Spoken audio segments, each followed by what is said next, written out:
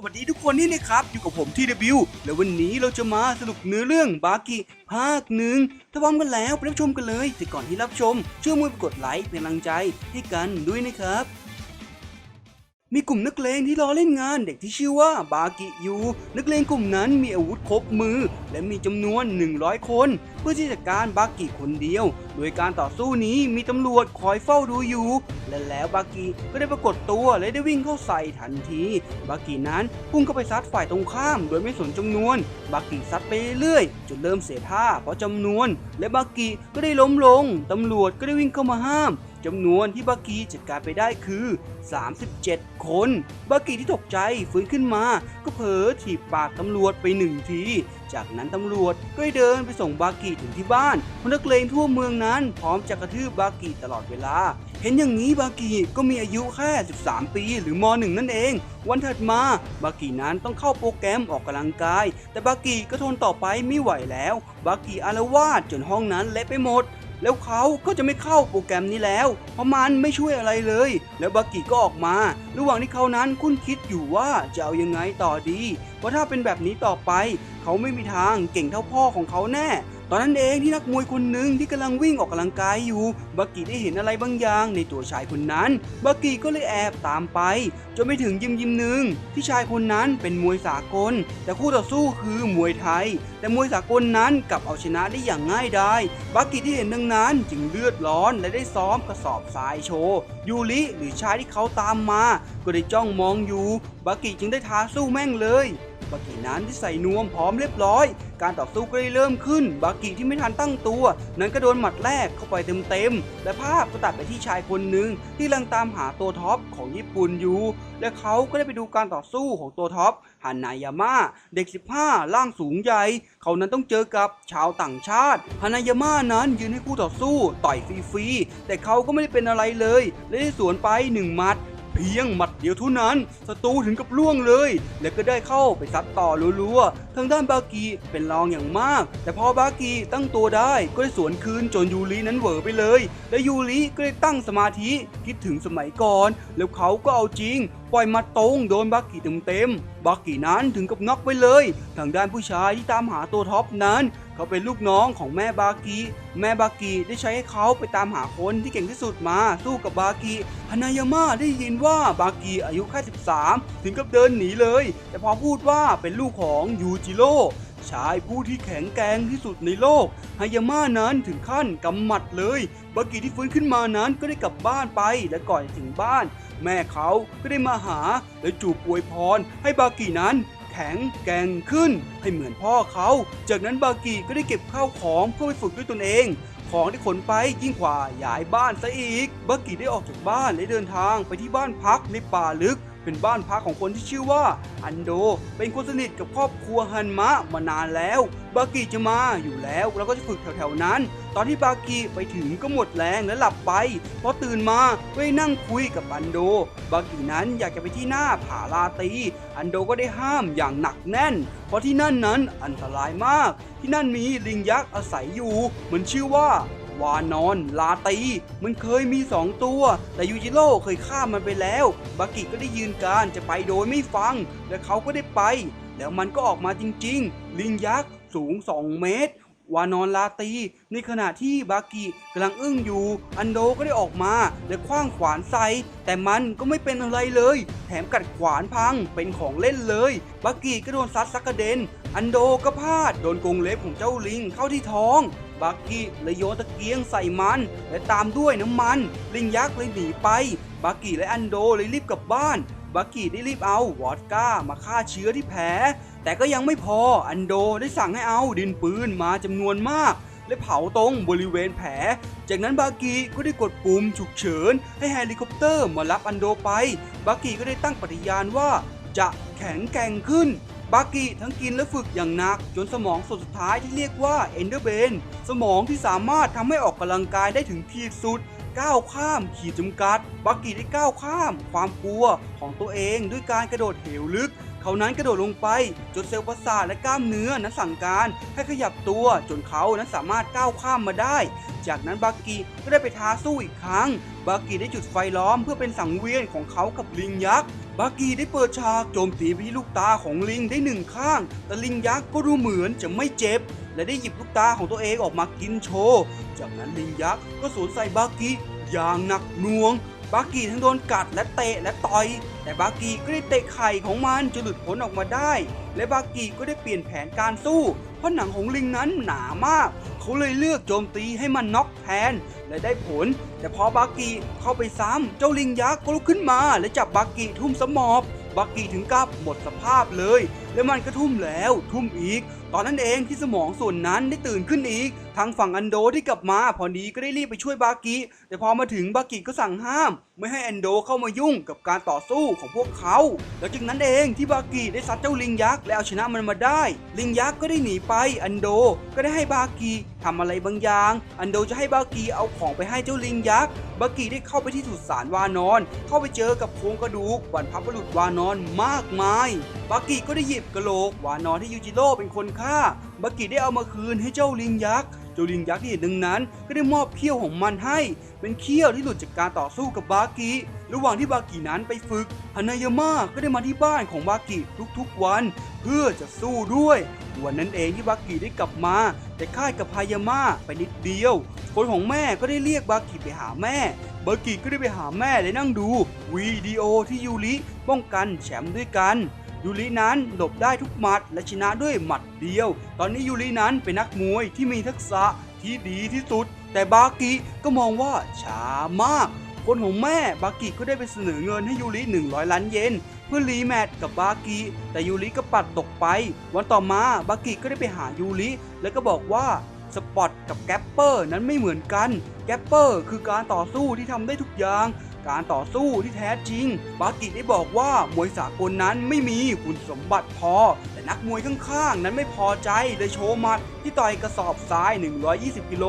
สะปิวเลยแต่บากิก็ได้เดินไปหากระสอบทรายและโชว์ตัดกระสอบทรายด้วยมือเปล่าแต่กันนั้นบากิก็ชื่นชมสิ่งที่ยูริกำลังจะทำยูริกำลังจะชกข้ามรุ่นจากลิตเทิลเวทไปชกกับเฮฟวี่เวทบากิก็ได้ไปนั่งรอดูกับแม่ของเขาแต่ตอนนั้นเองที่ฮานายามะได้ไปบุกไปหายูริและทั้งสองก็ได้สู้กันยูรินั้นได้ต่อยเข้าเป้าทุกครั้งแต่หมัดของยูรินั้นไม่สามารถทำอะไรฮานายามะได้เลยฮานายามะก็ยืนให้ต่อยแบบสบายฮานายามะก็ได้จับแขนของยูริได้ออกแรงบีบจนเส้นเลือดของแขนยูรินั้นแตกออกมาเลยแต่จิตใจนักสู้ของยูริก็ได้ไม่ยอมแพ้เขาได้ลุกขึ้นมาอีกครั้งเพื่อที่ต่อสู้แต่หมัดฮานายามะนั้นหนักเกินไป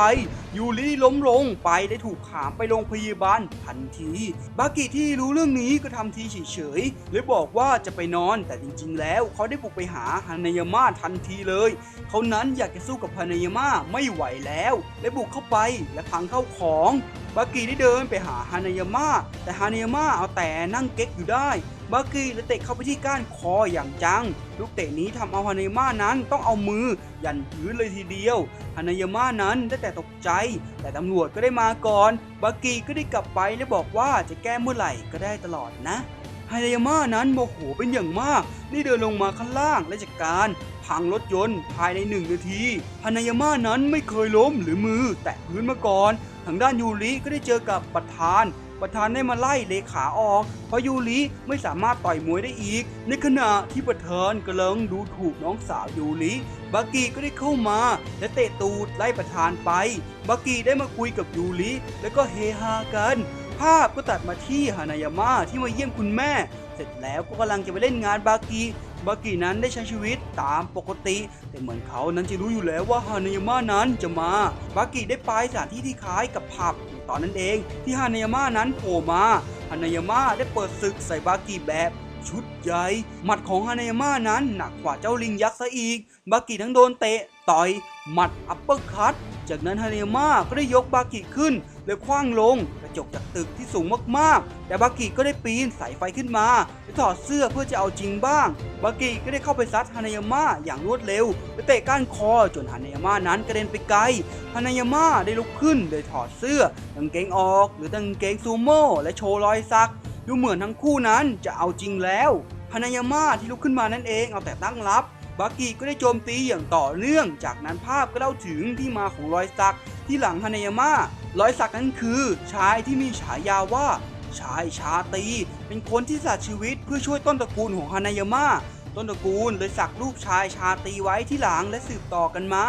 ตัดภาพมาที่ปัจจุบันฮานายามะนั้นได้เริ่มตอบโต้บากิกดดันผ้าโดนจับแขนและถูกบีบจนเลือดออกเหมือนยูริเลยบากิที่เห็นดังนั้นจึงรีบเช็ดปรากฏว่าเส้นเอ็นนั้นยังไม่ขาดเหมือนยูริบากิก็ได้เอาผ้ามาพันและได้ตั้งรับฮานายามะก็จับแขนของบากิข้างเดิมอีกครั้งแต่พอจะบีบซ้ำบากิก็จับฮานายามะทุ่มด้วยมือเพียงแค่ข้างเดียวเท่านั้นบากินั้นก็ไม่รู้ว่าตัวเขาเองทำได้ยังไงเหมือนกันฮานายามะก็ได้จับอีกข้างแต่บากิก็ทุ่มได้อีกตอนนั้นเองที่ฮานายามะได้ตั้งการ์ดขึ้นนั่นหมายถึงเขาจะเอาจริงแล้วนั่นเองฮานายามะเดินไล่ต้อนบากิจนมุมฮานายามะก็ได้ปล่อยหมัดที่ทรงพลังมากๆต่อยบากิไปอัดกำแพงจนกำแพงแตกบากิก็ได้หมดสติไป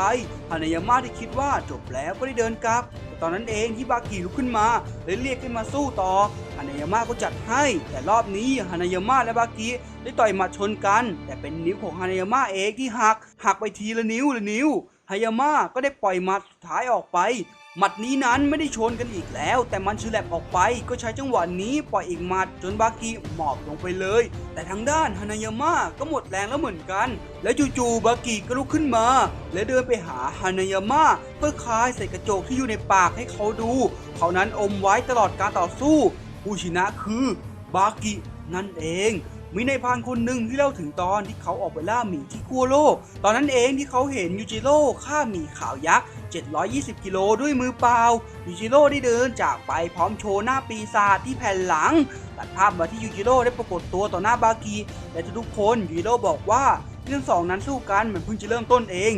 ง่ายๆคือเขาคิดว่าทั้งสองนั้นยังไม่เอาจริงฮานายามะที่ยินดังนั้นจึงท้าสู้กับยูจิโร่และภาพก็ตัดไปตอนที่แม่บากิเจอกับยูจิโร่ครั้งแรกแม่บากินั้นมีแฟนอยู่แล้วและได้ไปงานที่มีแต่คนดังๆอยู่ในงานนั้นมีเวทีต่อสู้อยู่การต่อสู้ครั้งนี้คือมวยสากลและคาราเต้กำลังจะสู้กันและมวยสากลก็ได้แพ้ไปในเวลาแค่30 วิเท่านั้นตอนนั้นเองที่แม่บากิได้รู้สึกถึงสายตาที่กำลังจ้องเขาได้หันไปเจอยูจิโร่แฟนแม่บากิได้เห็นแม่บากิมองคนอื่นเลยตบเขาให้และได้เดินเข้าไปหาเรื่องยูจิโร่ก็ได้กวนตีนเข้าไปอีกด้วยการจูบแม่บากิและยูจิโร่ก็ได้ขึ้นไปบนเวทีแต่คนที่มาสู้แทนแฟนแม่บากิคือคาราเต้ที่ชนะเมื่อกี้ยูจิโร่ก็ได้เอาชนะด้วยการตอกเท้าแค่ครั้งเดียวเท่านั้นเลยวันถัดมายูจิโร่ได้ไปหาแม่บากิถึงที่บ้านในขณะที่แฟนแม่บากิกำลังด่าทออยู่ยูจิโร่ก็ได้ปรากฏตัวขึ้นและฆ่าแฟนแม่บากิทิ้งซะเลยจากนั้นทั้งสองก็ตกลงจะมีลูกด้วยกันและภาพก็ตัดมาที่ปัจจุบันฮานายามะได้วิ่งเข้าไปหายูจิโร่เลยเตะเข้าไปที่ขาทีเดียวถึงกับหักเลยจากนั้นยูจิโร่ก็จับฮานายามะขึ้นมาด้วยมือเดียวฮานายามะเลยใช้โอกาสนี้จับแขนยูจิโร่เพื่อที่ใช้ท่าบีบแต่พอบีบไปยูจิโร่ก็แค่เบ่งกล้ามเท่านั้นเองมือของฮานายามะก็หมดแรงเลยยูจิโร่เลยคว้างฮานายามะไปชนกำแพงแล้วเข้าไปต่อยซ้ำฮานายามะที่ไม่ยอมแพ้ก็อยากสู้ต่อแต่ยูจิโร่ก็ได้ใช้มือของเขาบีบจนกรามหักไปเลยฮานายามะนั้นพ่ายแพ้หมดสภาพตัดมาที่ยูจิโร่ได้ไปหาแม่บากิก็ต่อว่าที่ไม่ยอมทำตามสัญญาที่ให้ไว้ยูจิโร่อยากให้บากินั้นแข็งแกร่งขึ้นมากกว่านี้บากิได้มานั่งคุยกับแม่ของเขาระหว่างที่คุยแม่ของเขาก็ได้เอาจดหมายออกมาให้ดูจดหมายนั้นมาจากฮานายามะข้อความคืออยากเจอกับบากิที่ได้อ่านก็รีบวิ่งไปโดยเร็วพอถึงทั้งคู่ก็คุยกันบากินั้นบอกไว้เลยว่าเขานั้นจะเก่งกว่าพ่อของเขาให้ดูจากนั้นบากิก็ได้ไปออกกำลังกายทันทีตอนนั้นเองที่ยูจิโร่โผล่ออกมาพร้อมกล่องใบใหญ่ยูจิโร่ได้บอกว่าอีก1 เดือนข้างหน้าพวกเขาจะต้องมาสู้กันและยูจิโร่ก็ได้เปิดกล่องออกสิ่งที่อยู่ในกล่องคือร่างตายแล้วของเจ้าลิงยักษ์บากิที่เห็นแบบนั้นก็เสียใจเป็นอย่างมากเพราะเจ้าลิงยักษ์ฮานายามะเขารู้สึกว่าหลังจากการต่อสู้กับพวกเขานั้นเหมือนเป็นเพื่อนกันบากินั้นน้ำตาไหลพอวิ่งเข้าไปหาแต่ก็ไม่เป็นผลที่ยูจิโร่ทำแบบนี้เพื่อยั่วโมโหบากิก็ได้มานั่งร้องไห้อยู่ริมน้ำและเขาก็เจอกับสไตล์ดัมคนที่อยู่ข้างๆยูจิโร่บ่อยๆสไตล์ดัมนั้นแนะนำให้บากิไปที่ฮอกไกโด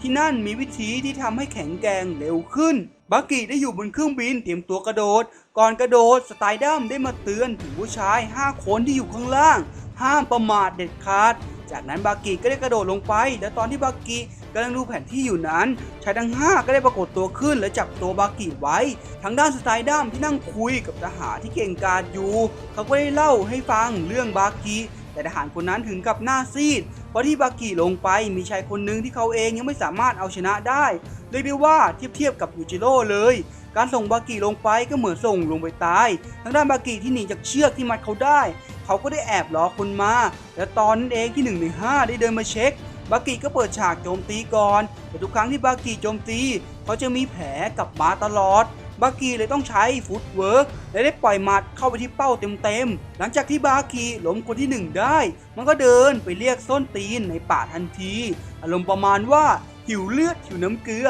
หิวน้ำแดงอยากมีน้ำแดงออกที่ปากประมาณนั้นแล้วบากิก็ได้เก็บทีละคน2 คนพอมาถึงคนที่4ที่5บากิก็เหมือนจะลำบากนิดๆบากินั้นเป็นรอง2 คนนั้นเพราะคราวนี้บากิเป็นฝ่ายโดนลุมนั่นเองแต่ก็ไม่หวั่นบากิก็สามารถเอาชนะได้จนครบ5 คนแต่ตอนนั้นเองที่ทั้ง5 คนสั่งให้บากิรีบหนีไปโดยเร็วที่สุดเพราะคนที่โหดจริงๆไม่ใช่5 คนนี้แต่เป็นคนที่กำลังเข้ามาต่างหากและแล้วคนนั้นก็มาแต่มาภายใน5 คนนั่นแหละคนที่อ่อนแอที่สุดหรือหน่วยพยาบาลใน5 คนนั้นเป็นคนมี2 บุคลิกที่2นั้นมีชื่อเรียกว่าไกอะเป็นคนที่เก่งพอๆกับยูจิโร่เลยบากิขี้เกียจฟังเลยจะวิ่งเข้าไปต่อยไกอะแต่ต่อยเตะเท่าไหร่ก็ไม่โดนเลยสักครั้งไกอะก็ได้อธิบายให้ฟังว่าตัวเขานั้นสามารถควบคุมอะดรีนาลีนในร่างกายได้ทุกๆส่วนทำให้เขานั้นมีร่างกายที่โกงมากเขานั้นเรียกตัวเองว่าพระเจ้าตอนนั้นเองที่บากิจับขว้างกระเด็นข้ามแม่น้ำไกอะก็กระโดดตามมาแล้วต่อยซ้ำจับบากิทุ่มลงพื้นด้วยความเร็ว80 กิโลเมตรต่อชั่วโมงจากนั้นก็จับทุ่มไปที่น้ำแล้วก็คิดว่าบากิตายแล้วแต่ตอนนั้นเองที่เอนเดอร์เบดสมองส่วนสุดท้ายทำงานอีกครั้งบากิก็ได้ขึ้นมาจากน้ำและต่อสู้อีกคราวนี้บากิพอที่จะทำอะไรได้นิดหน่อยแต่ก็ยังต่อยเตะไม่โดนอยู่ดีไกอะบอกว่ากล้ามเนื้อของบากินั้นได้มาจากความเจ็บปวดอยากจะแข็งแกร่งขึ้นกล้ามเนื้อมันเลยไม่เลือกที่อยู่ฝั่งบากิง่ายๆคือกล้ามเนื้อมันไม่เป็นไปตามที่คิดนั่นเองไกอะก็ได้เข้ามาโจมตีบากิต่อครั้งนี้เองที่บากินั้นสวนทางไกอะได้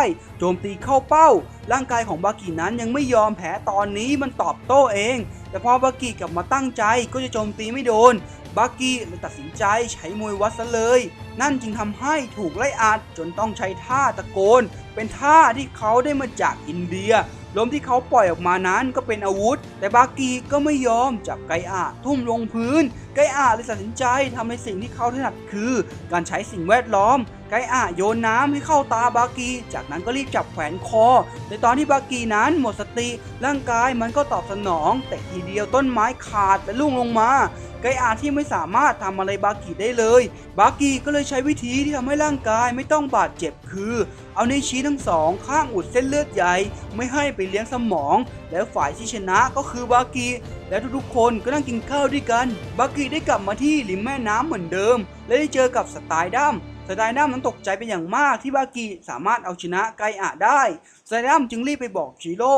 บอกว่าบากิได้ยินจากปากหลายๆคนว่าไกอะนั้นเก่งพอๆกับยูจิโร่ที่ได้ยินดังนั้นจึงไม่พอใจและบอกว่าจะแสดงของจริงให้ดูยูจิโร่ได้โทรไปหาประธานาธิบดีและบอกว่าอีก1 ชั่วโมงเขาจะไปบุกที่ทำเนียบหลังจากนั้นยูจิโร่ก็ได้บุกไปและจุดบุหรี่รอให้คนมาเกิน100 คนพอคนมาเกิน100 คนยูจิโร่ก็ได้ใช้กำลังดันสู้กับคน100 คนและได้วิ่งบุกเข้าไปหาประธานาธิบดีอย่างรวดเร็วเหวอกันไปหมดเลยทางด้านบากิก็ได้ไปที่สำนักดาบที่โด่งดังดาบอันเรื่องชื่อนี้นั้นมีแค่ยูจิโร่เท่านั้นที่รับมือได้บากิเลยทำทุกวิถีทางเพื่อให้นักดาบมาสู้ด้วยจากนั้นการดวลก็เริ่มขึ้นบากิได้รอให้ปลายดาบนั้นมาแตะตัวแล้วจะใช้จังหวะนั้นสวนไปแล้วก็ได้ผลทางด้านยูจิโร่ที่ไปหาเพื่อนของเขาก็ให้เพื่อนของเขาเอาธนูที่เพื่อนเขาคนเดียวเท่านั้นที่ใช้ได้มายิงเขาด้วยคันธนูนั้นใหญ่มากใช้แรงดึงมหาศาลลูกธนูก็ใหญ่และแข็งเป็นพิเศษยิงคนธรรมดาได้ตายแน่ยูจิโร่ก็ให้เพื่อนของเขายิงแต่ยูจิโร่นั้นเร็วกว่าจากนั้นแม่ของบากิก็ได้ไปหายูจิโร่แต่ยูจิโร่ก็ได้บอกว่าถ้าวันพรุ่งนี้บากิไม่ทำให้เขาพึงพอใจได้แม่ของบากิก็จะหมดประโยชน์แล้วก็ไล่แม่บากิออกมาพอลงมาข้างล่างก็เจอกับบากิ แม่ของบากิได้ร้องไห้ฟูมฟายเอาแต่โทษบากิที่แข็งแกร่งไม่พอทั้งทุบทั้งตีแต่บากิก็ไม่ว่าอะไรบากิบอกว่าถ้าบากิชนะยูจิโร่ได้บากิอยากให้แม่แบ่งความรักไว้ให้เขาบ้างสักนิดนึงสักเสี้ยวเดียวเท่านั้นแม่บากิก็วิ่งหนีไปบากินั้นช่างน่าสงสารจริงๆพ่อแม่ไม่มีใครรักเลยในค่ำคืนที่เงียบงันบากิได้นั่งอยู่กับฮานายามะกัน2 คนฮานายามะได้ถามถึงรอยกัดที่แขนของบากิก็ได้บอกว่าแม่ของเขาเองที่เป็นคนกัดแต่ทั้งที่เขาแค่กอดแม่เท่านั้นเองบากิเอาแต่โทษตัวเองที่อ่อนแอไม่น่าเกิดมาฮานายามะที่เห็นแบบนั้นเลยบอกว่าบากินั้นน่าอิจฉาเพราะตัวฮานายามะนั้นแม่เสียไปในวัย35เท่านั้นเองจากไปด้วยโรคมะเร็งบากิก็อยู่กับฮานายามะยันเช้าวันนี้เองเป็นวันที่บากิต้องสู้กับยูจิโร่ตอนเที่ยงคืนทางด้านยูริกับอันโดก็ได้รับจดหมายฉบับหนึ่งยูริได้อ่านก็ได้รีบร้อนทางด้านแม่บากิที่คุยกับลูกน้องอยู่แม่บากินั้นไม่รู้สึกผิดหรือเสียใจเลยแม้แต่น้อยที่ตัวเองทำไปและยังบอกอีกด้วยว่าเขานั้นต้องการความรักจากยูจิโร่คนเดียวเท่านั้นและภาพก็ตัดมาที่บากินั้นวอร์มอัพติดกันมา3 ชั่วโมงติดนักเลงในตอนแรกก็ได้โผล่มาและพาชายร่างใหญ่มา5 คนบากินั้นก็เป็นคนขอเองผู้ชายทั้ง5 คนนั้นที่รู้ว่าผู้ต่อสู้คือเด็ก13ก็เอาแต่ดูถูกแต่ตอนนั้นเองที่ฮานายามะเดินมาแล้วไล่ชายทั้ง5ไปฮานายามะนั้นก็อยากเป็นคู่ซ้อมให้แต่ยูริก็โผล่มาและอยากจะเป็นคู่ซ้อมให้เหมือนกันดูเหมือนยูริและฮานายามะจะไม่ค่อยถูกกันสักเท่าไหร่แต่คนที่ซ้อมกับบากิก็คือยูริและภาพก็ตัดไปที่ทหารในป่าที่บากิเคยสู้ด้วยนั่นก็คือไกอานั้นได้รับภารกิจพิเศษเฉพาะเขาเท่านั้นภารกิจคือสู้กับยูจิโร่นั่นเองเพราะยูจิโร่ได้ไปบุกทำเนียบมาถึงด้านบากิที่วอร์มอยู่บากิสามารถมองเห็นหมัดของยูริได้ทุกหมัดเลยก่อนที่บากิจะพลาดท่าโดนต่อยหน้าทุกคนก็คิดว่าน็อกแน่ๆแต่เปล่าเลยบากิได้ใช้จังหวะนั้นหมุนหน้ารับแรงหมัดแล้วบากิก็โยนยูริซักกระเด็นไปเลยจากนั้นก็ถึงตาฮานายามะมีพลังหมัดที่น่ากลัวมากต่อยทีเดียวรั้วเหล็กก็พังกระจายออกแต่บากิก็ยืนให้ฮานายามะต่อยไป10 กว่าหมัดบากินั้นไม่เป็นอะไรเลยและยังสวนไปหมัดเดียวฮานายามะนั้นกระเด็นไปไกลเพราะแบบนั้นเองฮานายามะและยูริจึงได้เข้าไปลุมบากิพร้อมกันแต่ไม่สามารถทำอะไรบากิได้เลยและบากิก็วอร์มอัพจนครบ12 ชั่วโมงเต็มโดยตลอดการวอร์มอัพบากิได้แบกถุงทรายหนัก20 กิโลไว้ตลอดทหารทั้ง4 คนและอันโดก็ได้เข้ามาให้กำลังใจบากิที่เห็นว่าไกอานั้นหายไปเลยถามหาแต่ตอนนั้นเองที่ฮอของไกอาได้ลงจอดภาพที่เห็นคือไกอานั้นลงมาแล้วก้มหัวให้ยูจิโร่ชายผู้ที่แข็งแกร่งที่สุดได้ปรากฏตัวต่อหน้าทุกๆคนบากิก็ได้วิ่งเข้าไปใส่ทันทีโดยมีแม่ของเขายืนดูจากข้างหลังของยูจิโร่แต่เหมือนสภาพแวดล้อมจะไม่เป็นใจแผ่นดินก็ได้เกิดการไหวตัวขึ้นยูจิโร่เลยกำหมัดและต่อยลงไปที่พื้นแผ่นดินไหวก็ได้หายไปเพียงหมัดเดียวเท่านั้นจากนั้นบากิก็ได้วิ่งเข้าไปต่อยและเข่าใส่ยูจิโร่ต่อด้วยการล็อกคอทุกคนก็คิดว่าบากิต้องชนะแน่ๆแต่ด้านแม่บากินั้นถึงกับต้องตกใจกลัวเพราะภาพนั้นเหมือนพ่อกำลังให้ลูกขี่หลังเล่นเท่านั้นบากินั้นได้ออกแรงล็อกคออย่างสุดกำลังแต่ยูจิโร่นั้นกลับไม่เป็นอะไรเลยยูจิโร่ได้บอกว่าเขานั้นมีความสุขมากๆที่บากิกำลังใช้วิชาของเขาซัดเขาอยู่แม่ของบากิที่เห็นแบบนั้นก็ดีใจจนน้ำตาไหลจากนั้นยูจิโร่ได้กางแขนออกแล้วใช้แค่แรงเวียงจากตัวเวียงบากิกระเด็นออกไปไกลแต่บากิก็ตั้งตัวได้และพุ่งกลับมาซัดยูจิโร่ต่อแบบไม่ยอมหยุดใช้ทั้งเอนเดอร์เบนและทุกๆอย่างที่มีแต่ตอนนั้นเองที่ยูจิโร่ยกเท้าขึ้นแล้วตอกลงที่คางของบากิเต็มๆบากินั้นได้หมดสติไป2 วิแล้วก็รีบลุกขึ้นมายูจิโร่ก็ได้ตั้งการ์ดขึ้นเพื่อแสดงว่าเขากำลังเอาจริงบากิได้หลับตาลงเพื่อใช้วิชา ที่ใช้กับนักดาบยูจิโร่ก็ได้สับไปที่หัวของบากิก็ได้ใช้แรงสับนั้นเหวี่ยงเขาหมุนเป็นวงกลมแล้วใช้แรงเหวี่ยงที่ได้ใช้เท้าสวนกลับไปแต่ยูจิโร่ก็ได้รู้อยู่แล้วยูจิโร่เลยทำตามแบบบากิแต่บากินั้นหลบไม่ได้เลยหมดสติไปนั่นจึงทำให้รู้ผลแต่ยูจิโร่ก็ไม่ยอมหยุดยูจิโร่นั้นได้ต่อยหน้าบากิที่หมดสติไปซ้ำๆไปเรื่อยๆตอนนั้นเองที่ความรู้สึกของคนเป็นแม่นั้นได้กลับมาแม่บากินั้นได้เข้าไปต่อยหน้ายูจิโร่และจะเป็นคู่ต่อสู้แทนแม่บากิได้เข้าไปกัดยูจิโร่แต่โดนยูจิโร่กอดจนกระดูกสันหลังหักจากนั้นร่างของแม่ก็ได้หล่นไปอยู่บนตัวของบากิยูจิโร่ก็ได้อาละวาดซัดทุกคนที่ยืนดูตรงนั้นจนสลบหมดและยูจิโร่ก็ได้ขึ้นหอกลับไปในตอนที่ทุกคนนั้นสลบอยู่แม่ได้อุ้มร่างของบากิขึ้นมาและร้องเพลงกล่อมเด็กเป็นครั้งสุดท้ายก่อนที่แม่นั้นจะจากไปตลอดกาลบากินั้นได้รับความรักจากแม่ครั้งแรกและครั้งสุดท้ายภาพก็ตัดมาที่บากิเดินไปตามถนนพร้อมกอดแหวนของแม่เอาไว้เดินไปทั้งน้ำตาบากิได้เดินไปฝังแหวนของแม่ไว้ที่ข้างแม่น้ำและตัวบากิก็ได้ออกเดินทางไปต่างถิ่นเพื่อไปหาวิธีการต่อสู้เขาจะออกเดินทางเป็นเวลา2 ปีเพื่อที่จะกลับมาและชนะพ่อของเขาให้ได้นักสืบและตำรวจที่คอยตามดูบากิตลอดนั้นแปลกใจมากที่บากินั้นหายไปนักสืบได้เดินตามมาจนถึงหน้าบ้านบากิแล้วคุ้นคิดเหตุการณ์ตั้งแต่ตอนแรกว่าบากิจะมีเรื่องไปทำไมแล้วเขาก็ตัดใจเพราะจะไม่ได้เจอบากิอีกแล้วตอนนั้นเองที่ลูกน้องหรือผู้ติดตามแม่บากิได้มาที่หน้าบ้านบากิและทั้งสองก็ได้คุยเรื่องบากิทางผู้ติดตามได้เล่าเรื่องทั้งหมดที่เกิดขึ้นให้นักสืบฟังเรื่องที่แสนเศร้าจากนั้นทั้งสองก็ได้ลากันดูเหมือนนักสืบจะไม่ต้องตามดูบากิอีกแล้วมีผู้เฒ่าที่กำลังนั่งเบื่อตอนนั้นเองที่มีคนเข้ามาบอกข่าวนั้นก็คือมีชายคนหนึ่งปรากฏตัวที่บราซิลชายคนนั้นชื่อฮันมะบากิเป็นลูกชายของยูจิโร่ฝีมือของเขาเข้าขั้นเอาการเลยทีเดียวผู้เฒ่าคนนั้นก็ตกใจเป็นอย่างมากดูเหมือนจะไม่มีใครรู้ว่ายูจิโร่นั้นมีลูกผู้เฒ่านั้นเป็นโปรโมเตอร์ของทุกสำนักการต่อสู้เลยทีเดียวรวมถึงการต่อสู้ใต้ดินด้วยทางด้านบากิที่อายุ15 ปีที่อยู่บราซิลนั้นก็ได้เดินทางไปที่บ้านของชายที่ชื่อว่าเดดระหว่างทางบากิก็แวะต่อสู้ตลอดเดดนั้นเป็นนักสู้ที่ไม่เคยแพ้มาตลอด700 ครั้งบากิได้เจอกับเดดแต่ละภาพเดดคือแทบจะพิการไปแล้วเดดได้ลองไปล็อกคอบากิดูแต่บากิก็เอาออกอย่างง่ายๆเดดได้บอกให้บากินั้นกลับไปที่ญี่ปุ่นเพราะที่ญี่ปุ่นนั้นมีสนามต่อสู้ใต้ดินเป็นที่ที่ทำให้เดดเป็นแบบนี้ที่นั่นจึงรวมนักต่อสู้โหดไว้บากิที่ได้ยินดังนั้นเลยเดินทางกลับญี่ปุ่นทันทีทางด้านผู้เฒ่าก็ได้เดาว่าบากิต้องมาหาเขาแน่และแล้วบากิก็ได้มาถึงบากิได้บุกเข้าไป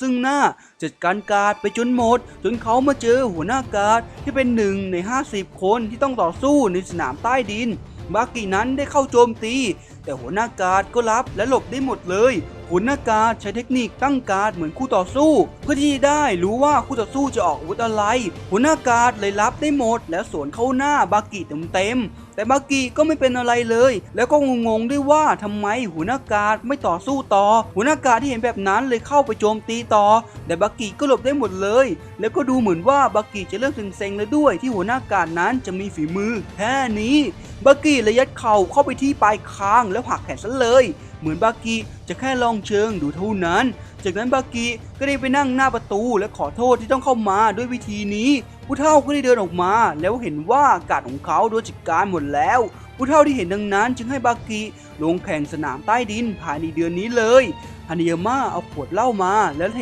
ราดลงไปที่กองหินที่บากิตั้งไว้จากตอนที่บากิสู้กับยูจิโร่ตอนนี้ก็5 ปีแล้วฮานิยามะก็ได้ยินข่าวลือที่บากิกลับมาญี่ปุ่นแล้วด้วยทางด้านผู้เฒ่านั้นได้ไปหาปรมาจารย์คาราเต้ที่มีชื่อว่าดับโปผู้เฒ่านั้นอยากให้ดับโปเพราะอยากรู้ว่าเด็กสังกัดกับบากิใครจะแข็งแกร่งกว่ากันเพราะตั้งแต่ตอนที่บากิเจอผู้เฒ่าตอนนี้ก็3 ปีแล้วบากิได้เป็นแชมป์ไร้พ่ายไปเรียบร้อยระหว่างที่ผู้เฒ่าคุยอยู่ก็ได้มีชายที่ชื่อว่าคาโต้มาอาละวาดเป็นศิษย์เก่าฝีมือดีของดับโปคาโต้มาเพราะอยากเจอกับพวกใต้ดินอยากซัดกับคนเก่งๆผู้เฒ่าที่เห็นดังนั้นจึงเสนอให้คาโต้มาเจอกับบากิ แต่ภาพมาที่บากินั้นนี่อยู่บ้านเช่าหลังหนึ่งเจ้าของบ้านเช่ามีลูกสาวชื่อว่าโคซึเอะรุ่นเดียวกับบากิดูเหมือนจะสนิทกับแม่โคซึเอะหรือเจ้าของบ้านเช่านั่นแหละที่แม่ให้บากิเช่าก็เพราะแม่เคยมีสามีที่เป็นนักสู้ใต้ดินเหมือนกันเวลาได้ยินเสียงบากิซ้อมทีไรก็นึกถึงทุกทีและดูเหมือนบากิจะยังไม่จ่ายค่าเช่าด้วยนะทางด้านดับโปก็ได้ไปนั่งคุยเกลี้ยกล่อมให้คาโต้นั้นไปสนามใต้ดินเพราะไม่อยากขัดความต้องการของผู้เฒ่าแต่ดูเหมือนจะคุยกันไม่ลงรอยคาโต้ได้เปิดฉากโจมตีอย่างต่อเนื่องแต่ดับโปก็ยืนรับแบบนิ่งๆดับโปก็ได้ชักชวนอีกครั้งแต่คราวนี้ทำให้ไปตายทางด้านบากินั้นก็ได้ไปโรงเรียนพร้อมกับโคซึเอะจนถึงตอนเลิกเรียนที่บากิทิ้งให้โคซึเอะทำเวรคนเดียวเพราะบากิต้องไปต่อสู้ในวันนี้นั่นเองบากิได้ข้ามรั้วแล้วก็ขึ้นรถที่รออยู่และทางด้านดับโปก็ได้พาคาโต้ไปที่สนามใต้ดินที่ตั้งของมันคือใต้ดินของโตเกียวโดมนั่นเองบากิได้มาถึงแล้วเตรียมตัวคู่ต่อสู้ของบากินั้นเป็นจอมกระชากเส้นไม่ว่าจะวิธีแบบไหนมันรู้หมดทั้งสองก็ได้ถูกเรียกออกมาแล้วเตรียมสู้กัน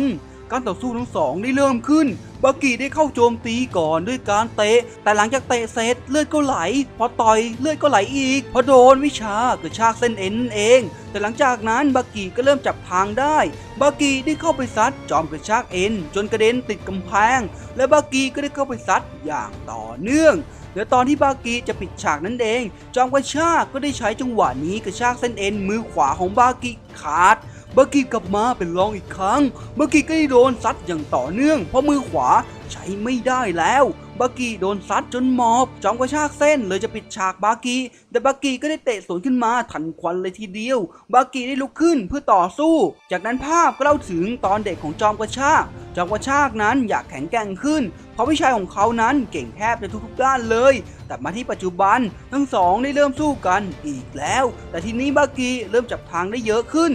อาวุธของจอมกระชากนั้นน่ากลัวแต่การออกท่วงท่ายังไม่เท่าไรบากิเลยได้สวนคืนไป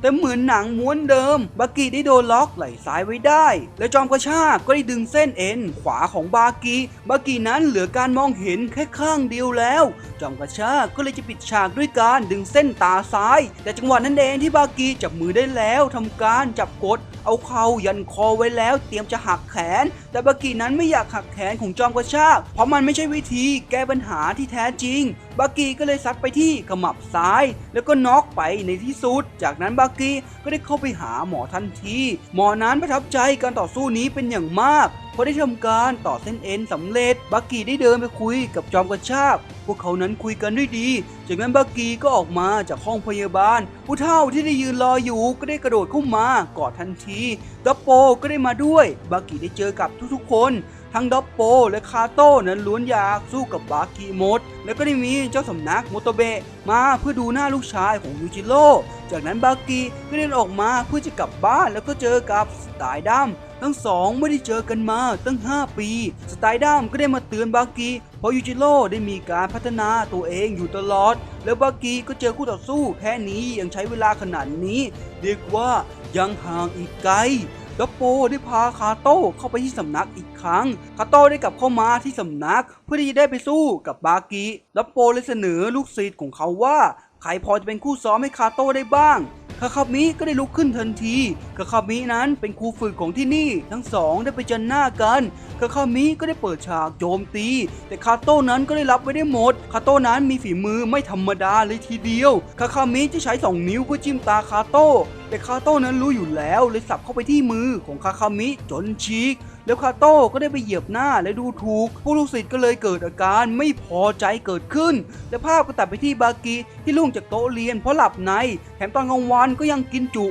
มากๆจนทุกคนมองว่าตะกะทางด้านคาโต้ก็ได้ชักชวนให้ทุกคนเข้ามาพร้อมกันเลยคาโต้ก็ได้ซัดทุกคนจนน่วมบากินั้นได้โดดเว้นอีกแล้วโคซึเอะที่เห็นแบบนั้นเลยวิ่งออกตามหาตัวบากิจนไปเจอที่หลังโรงเรียนบากินั้นโดนทวงเงินอยู่แต่บากิก็ไม่มีให้แล้วก็เลี่ยงการต่อสู้โคซึเอะที่เห็นแบบนั้นเลยเข้าไปถามแล้วก่อนที่จะมีเรื่องบากิก็ได้อุ้มโคซึเอะแล้ววิ่งหนีออกมาเพราะบากิไม่ได้ซ้อมทุกวันเพื่อมีเรื่องข้างถนน และบากิก็ได้วิ่งหนีไปตัดภาพมาที่ผู้เฒ่าที่โดนนักสู้ทั้ง5คนประท้วงอยู่เรื่องคู่ต่อสู้ของบากิคนต่อไปเพราะพวกเขาก็อยากจะสู้ด้วยตอนนั้นเองที่คาโต้ได้บุกเข้ามาและบอกว่าเขานั่นแหละที่เป็นคู่ต่อสู้ของบากิเองชายทั้ง5เขายิ่งไม่พอใจเข้าไปใหญ่จากนั้นชายที่มาบอกข่าวเรื่องบากิกับผู้เฒ่าเป็นคนแรกก็ได้เข้ามาแต่ภาพตัดไปที่บากิที่ไปที่สำนักของโมโตเบะเพื่อที่จะหาคู่ซ้อมโมโตเบะได้ตกลงเป็นคู่ซ้อมกับบากิ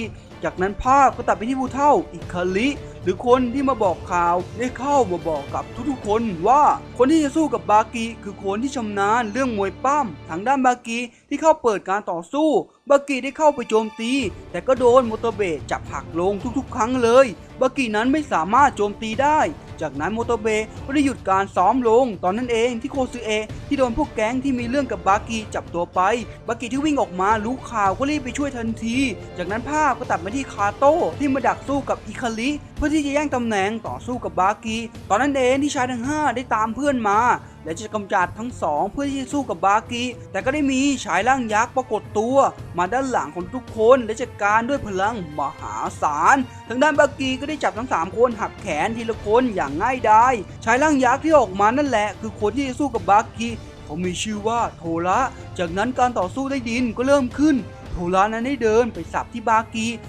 ได้เอาแขนบังแต่ก็ต้องกระเด็นเลยทีเดียวเพราะด้วยพลังมหาศาลของโทระได้เข้ามาต่อยเตะบากิอย่างต่อเนื่องบากินั้นไม่ได้ออกอาวุธเลยด้วยซ้ำบากิถูกโยนลงมากระแทกกับพื้นพอลุกขึ้นมาบากิก็โดนจับทุ่นกับพื้นอย่างต่อเนื่องใจแอนเดวิลนั่นคือฉายาของโทระเป็นนักมวยปั้มมืออาชีพที่ไม่เคยแพ้ใครทั้งพลังและฝีมือนั้นน่ากลัวมากๆเลยได้ฉายานี้มาบากิที่ฟื้นตัวขึ้นมาก็ได้จับทางแล้วเลือกที่จะเข้าวงในบากิได้ออกอาวุธทั้งเตะและต่อยช่วงล่างแล้วก็ได้ใช้โอกาสสัดเข้าที่หน้าของโทระจากนั้นบากิก็ได้กระโดดม้วนตัวแล้วก็เตะเข้าไปที่หน้าโทระถึงกับล้มไปเลยบากิที่หันไปดีใจก็โดนโทระลุกขึ้นมาสัดอีกครั้งเพราะร่างกายของโทระนั้นโดนเตะต่อยมามากกว่า 10,000 ไฟต์จึงเป็นเรื่องยากที่จะกระทบกระเทือนบากิที่ลุกขึ้นมาได้เตะไปที่หน้าของโทระแต่โทระก็ต่อยสวนกลับจนบากิกระเด็นไปติดกำแพงไม้โทระก็ได้วิ่งชาร์จใส่จนกำแพงแตกเลยทีเดียวโทระก็จัดการกระทืบบากิซ้ำๆจากนั้นโทระก็จับบากิขึ้นมาล็อกคอบากิก็ได้ใช้ตีนเตะเข้าไปที่หน้าของโทระแต่ก็โดนล็อกอีกบากิเลยใช้ฟันกัดไปที่แขนโทระแล้วก็กัดลิ้นตัวเองและพ่นเลือดใส่ตาของโทระแต่โทระก็ดูไม่เป็นอะไรเลยบากิเลยใช้ประโยชน์จากการเล็กควาตัดช่วงล่างของโทระพอโทระเข้ามาล็อกบากิก็ได้ใช้ช่องว่างต่อยไปที่ปลายคางของโทระหลายหมัดเลยโทระได้ล่วงลงไปนอนเลยทีเดียวพอโทระรู้สึกตัวบากิก็เข้าไปเตะที่หน้าของโทระแล้วได้ใช้ท่าเข้ายันคออีกครั้งแต่ด้วยความที่โทระนั้นร่างใหญ่เลยลุกขึ้นมาได้แต่พอลุกขึ้นมาบากิก็จับสูมเพกดังนั้นที่โทระนั้นใหญ่กว่า1 เท่าตัว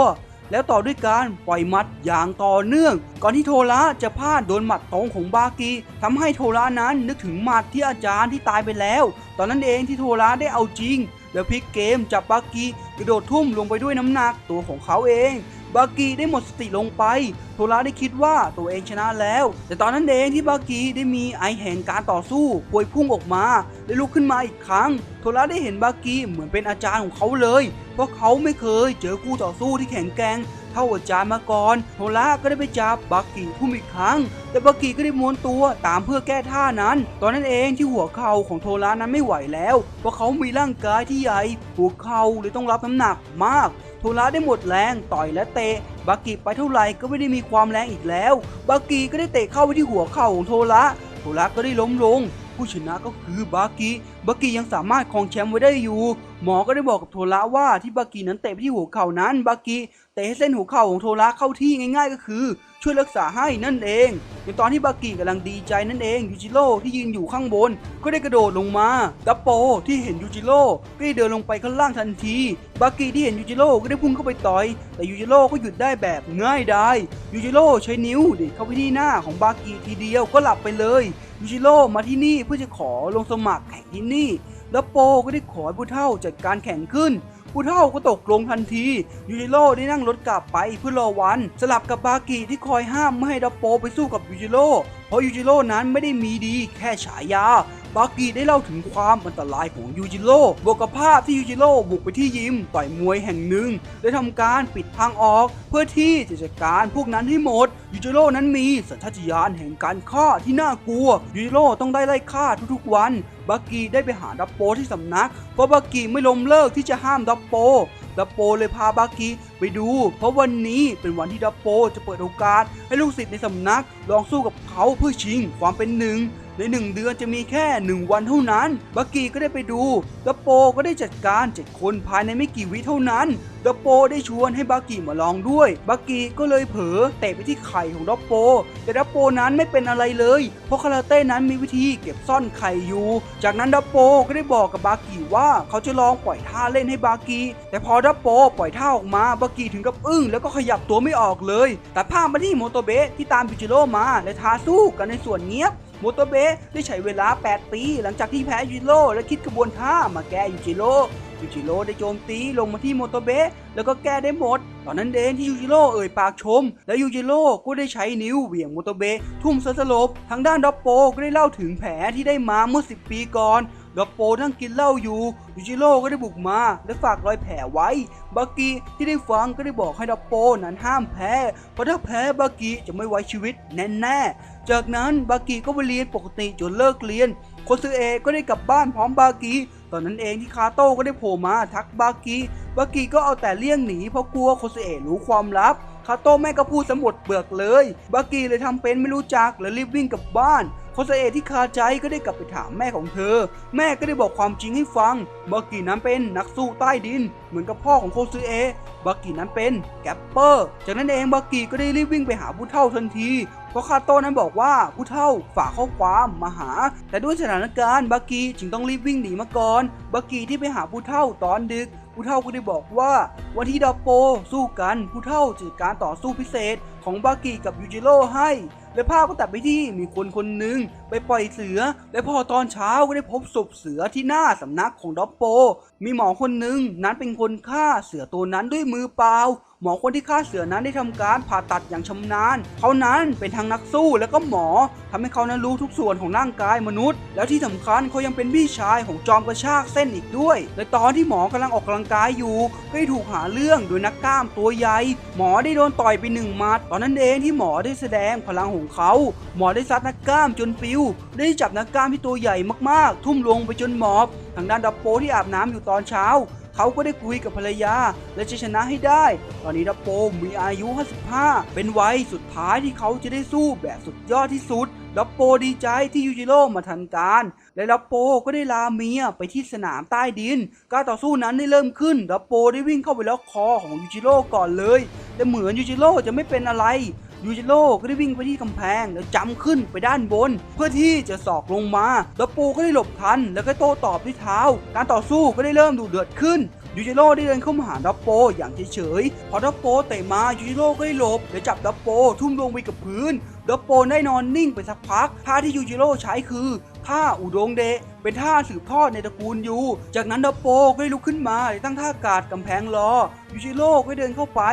การต่อสู้ของ2 คนนั้นได้เข้ามาถึงกันยูจิโร่ได้ใช้มือสับไปที่ดับโปแต่ดับโปก็รู้อยู่แล้วเลยดักโจมตียูจิโร่ได้ถึง5 มัดทางด้านบากิก็ได้ถูกผู้ดูแลเตือนเพราะว่าบากิในตอนนี้ไม่มีสมาธิเลยผู้ดูแลได้ตบหน้าของบากิแค่คนแก่ตบหน้าบากิยังหลบไม่ได้เลยยูจิโร่ที่โดนไป5 หมัดถึงกับล้มลงแต่ดับโปก็รู้อยู่แล้วว่ายูจิโร่นั้นแกล้งล้มเฉยๆยูจิโร่ที่โดนจับได้ก็แสดงให้ดูว่าที่เขาฆ่าหมีขาวโค่นโลกนั้นเป็นยังไงดับโปที่ได้แต่ตั้งรับก็กระเด็นไปไกลแต่ตอนนั้นเองที่ดับโปได้ใช้วิชา3 เน็ตเป็นวิชาสุดยอดของคาราเต้เป็นวิชาที่พระในอินเดียใช้ป้องกันสัตว์ป่าดับโปสามารถปัดป้องได้ทุกหมัดของยูจิโร่ทางด้านบากิที่กำลังขอโทษอยู่ผู้ดูแลก็ได้บอกให้บากิออกไปดูเธอบากิจะได้มีสมาธิแต่พอยูจิโร่เห็นบากิเท่านั้นแหละยูจิโร่ก็ได้ฉุนเฉียวและแบ่งพลังจนเสื้อขาดยูจิโร่ได้โชว์ถึงแผ่นหลังปีศาจของเขาสไตดัมได้เล่าให้บากิฟังว่า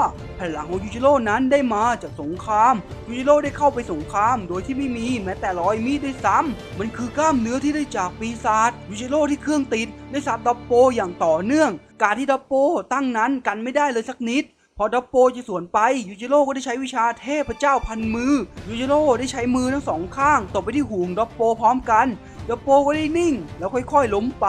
ยูจิโร่ก็ได้เดินออกแต่ตอนนั้นเองที่ดับโปได้ยืนขึ้นมาอีกครั้งแต่กระดูกของดับโปได้หักไปทั่วร่างกายแล้วแต่ดับโปก็ได้เข้ามาโจมตีต่อยูจิโร่เลยใช้นิ้วจิ้มไปที่ตาของดับโปจนตาบอดหนึ่งข้างยูจิโร่ที่เห็นดังนั้นจึงใช้หมัดนี้ยูจิโร่ได้ง้างหมัดและต่อยไปที่ดับโป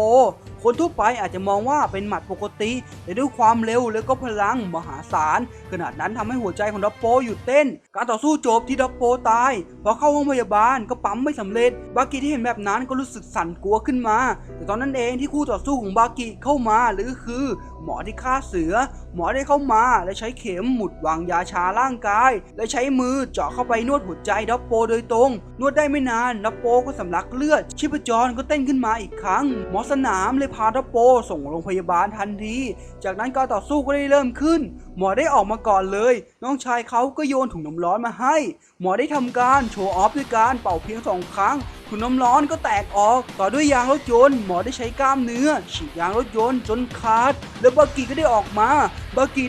ทั้งที่ร่างกายยังไม่ได้วอร์มเลยด้วยซ้ำแล้วภาพก็เล่าถึงตอนที่บากิอยู่ในห้องรอแข่งมีผู้หญิงนั่งรถเข็นมาหาบากิและบอกว่าเธอได้ตกเป็นหนูทดลองให้หมอบ้านั่นจริงๆแล้วมันไม่ใช่หมอได้ซ้ำเพราะมันไม่มีใบรับรองในเรื่องฝีมือในแวดวงการแพทย์หมอทุกคนล้วนยอมรับแต่สาวคนนั้นแล้วอีกหลายๆคนก็ตกเป็นหนูทดลองเพราะบางอย่างที่หมอบ้านนั่นทำไม่มีทฤษฎีใดๆมารับรองหรือก็คือไม่มีหลักการทำให้เธอนั้นต้องนั่งรถเข็นแล้วอีกหลายคนก็ไม่ต่างบากิจึงได้โกรธเป็นอย่างมากจากนั้นเสียงกลองก็ได้ดังขึ้นการต่อสู้ได้เริ่มบากิก็ได้วิ่งไปซัดก่อนเลยบากิได้เข้าไปซัดหมออย่างรวดเร็วซัดอย่างต่อเนื่องจนหมอนั้นน็อกไปเลยในตอนที่ทุกคนคิดว่าบากิชนะแล้วหมอก็ลุกขึ้นมาและหัวเราะใส่เพราะหมอได้อ่านการโจมตีของบากิออกหมดแล้วจากนั้นหมอก็เลยต้อนบากิแล้วก็ซัดบากิอย่างต่อเนื่องทางด้านยูจิโร่ที่รู้ว่าดับโปยังไม่ตายเพราะฝีมือหมอก็ได้แปลกใจแล้วออกไปดูการต่อสู้บากิที่โดนจับทางได้ก็โดนไปอย่างต่อเนื่อง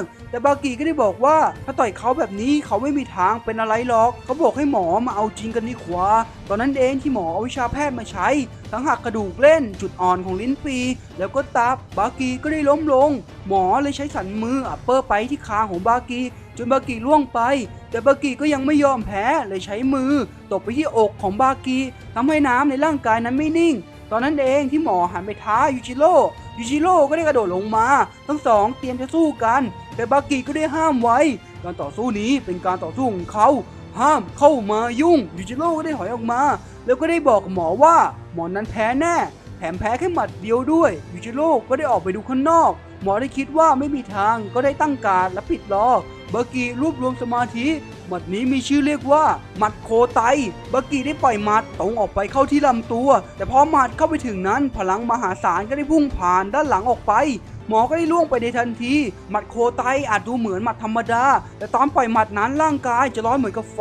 ตอนจะปล่อยหมัดเส้นเอ็นทุกส่วนจะยึดอย่างมั่นคงหมัดนี้จะทำให้หมอกระเพาะแตกเลยทีเดียวเจ็บปวดเป็นอย่างมากทางด้านหนูทดลองก็ได้มายืนดูหมอที่กำลังเจ็บปวดตอนนั้นเองที่ผู้หญิงที่มาหาบากิได้บริจาคเลือดให้เพื่อช่วยหมอแรงแค้นของทุกคนก็ได้หมดลงเพราะบากิพอการต่อสู้จบบากิได้ฝากโคซุเอะดูแลหมาให้หน่อยบากิได้ไปที่ต้นไม้ใหญ่พันปีเพื่อค้นหาตัวเองมีชายคนหนึ่งนั้นกำลังสู้กับเสือด้วยมือเปล่าอยู่แล้วก็ได้เอาชนะอย่างง่ายดายและภาพก็ตัดมาที่ดับโปที่กำลังสอนลูกศิษย์ดับโปได้พูดถึงคาซึมิชายที่กล้ามเนื้อไม่มีไขมันเหลืออยู่แล้วมีพลังมากกว่าคนยุโรปซะอีกดับโปได้ให้คาซึมิลงแข่งสนามใต้ดินผู้เฒ่าที่ได้ยินดังนั้นก็ยินดีเพราะทางผู้เฒ่ากำลังจัดการต่อสู้พิเศษพอดีการต่อสู้ที่แย่งชิงเข็มขัดสิงโตทองคำในตำนานคาโต้ก็ได้ลงคัดเลือกด้วยแล้วก็ชนะอย่าง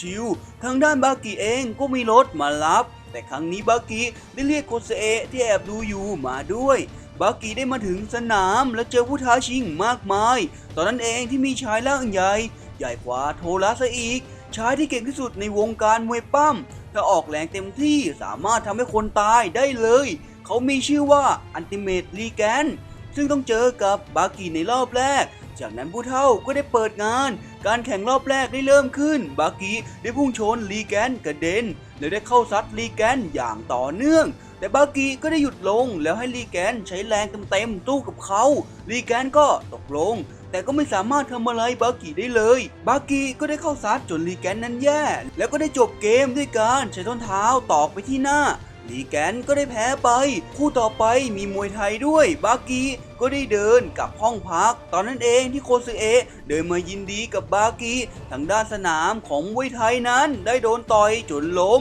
แล้วก็โดนซ้ำจนน็อกไปทางคนเขียนเรื่องบากินั้นไม่เคยชอบมวยไทยก็เลยแพ้ไปการต่อสู้นี้นั้นเป็นการต่อสู้ของฮิคารินักมวยปั้มกับล็อบโรบินสันคิกบ็อกซิ่งฮิคารินั้นได้ตั้งรับอย่างเดียวก่อนล็อบนั้นก็ได้ใจและโจมตีอย่างต่อเนื่องแต่ตอนนั้นเองที่ฮิคาริใช้จังหวะนั้นจับล็อบที่โดนทุ่มไปก็ถึงกับจุกแต่ฮิคาริก็ยังไม่หยุดได้จับทุ่มไปอีก2 ครั้งจนล็อบนั้นน็อกไปลืมบอกไปครับก่อนที่จะสู้กันล็อบแม่งปากโคตรดีฮิคารินั้นเป็นฝ่ายชนะไปการต่อสู้ต่อมารอบนี้โมโตเบะได้ลงแข่งกับซูโม่ที่เก่งกาจโมโตเบะได้โดนซูโม่ตบหน้าไปก่อนเลยจากนั้นโมโตเบะจะทำการแก้ทางด้วยการจับล็อกที่นิ้วก้อยเพราะพื้นฐานของซูโม่ก่อนที่จับทุ่มนั้นต้องเริ่มมาจากนิ้วก้อยแต่โมโตเบะก็ไม่สามารถจับซูโม่ทุ่มได้เพราะโมโตเบะนั้นไม่มีแรงมากพอโมโตเบะเลยถูกแก้ได้พอจะโจมตีกลับก็ทำอะไรไม่ได้เลยและแล้วโมโตเบะก็ได้พลาดท่าโดนซูโม่ใช้เท้าเหยียบหน้าไปเต็มโมโตเบะได้แพ้ไป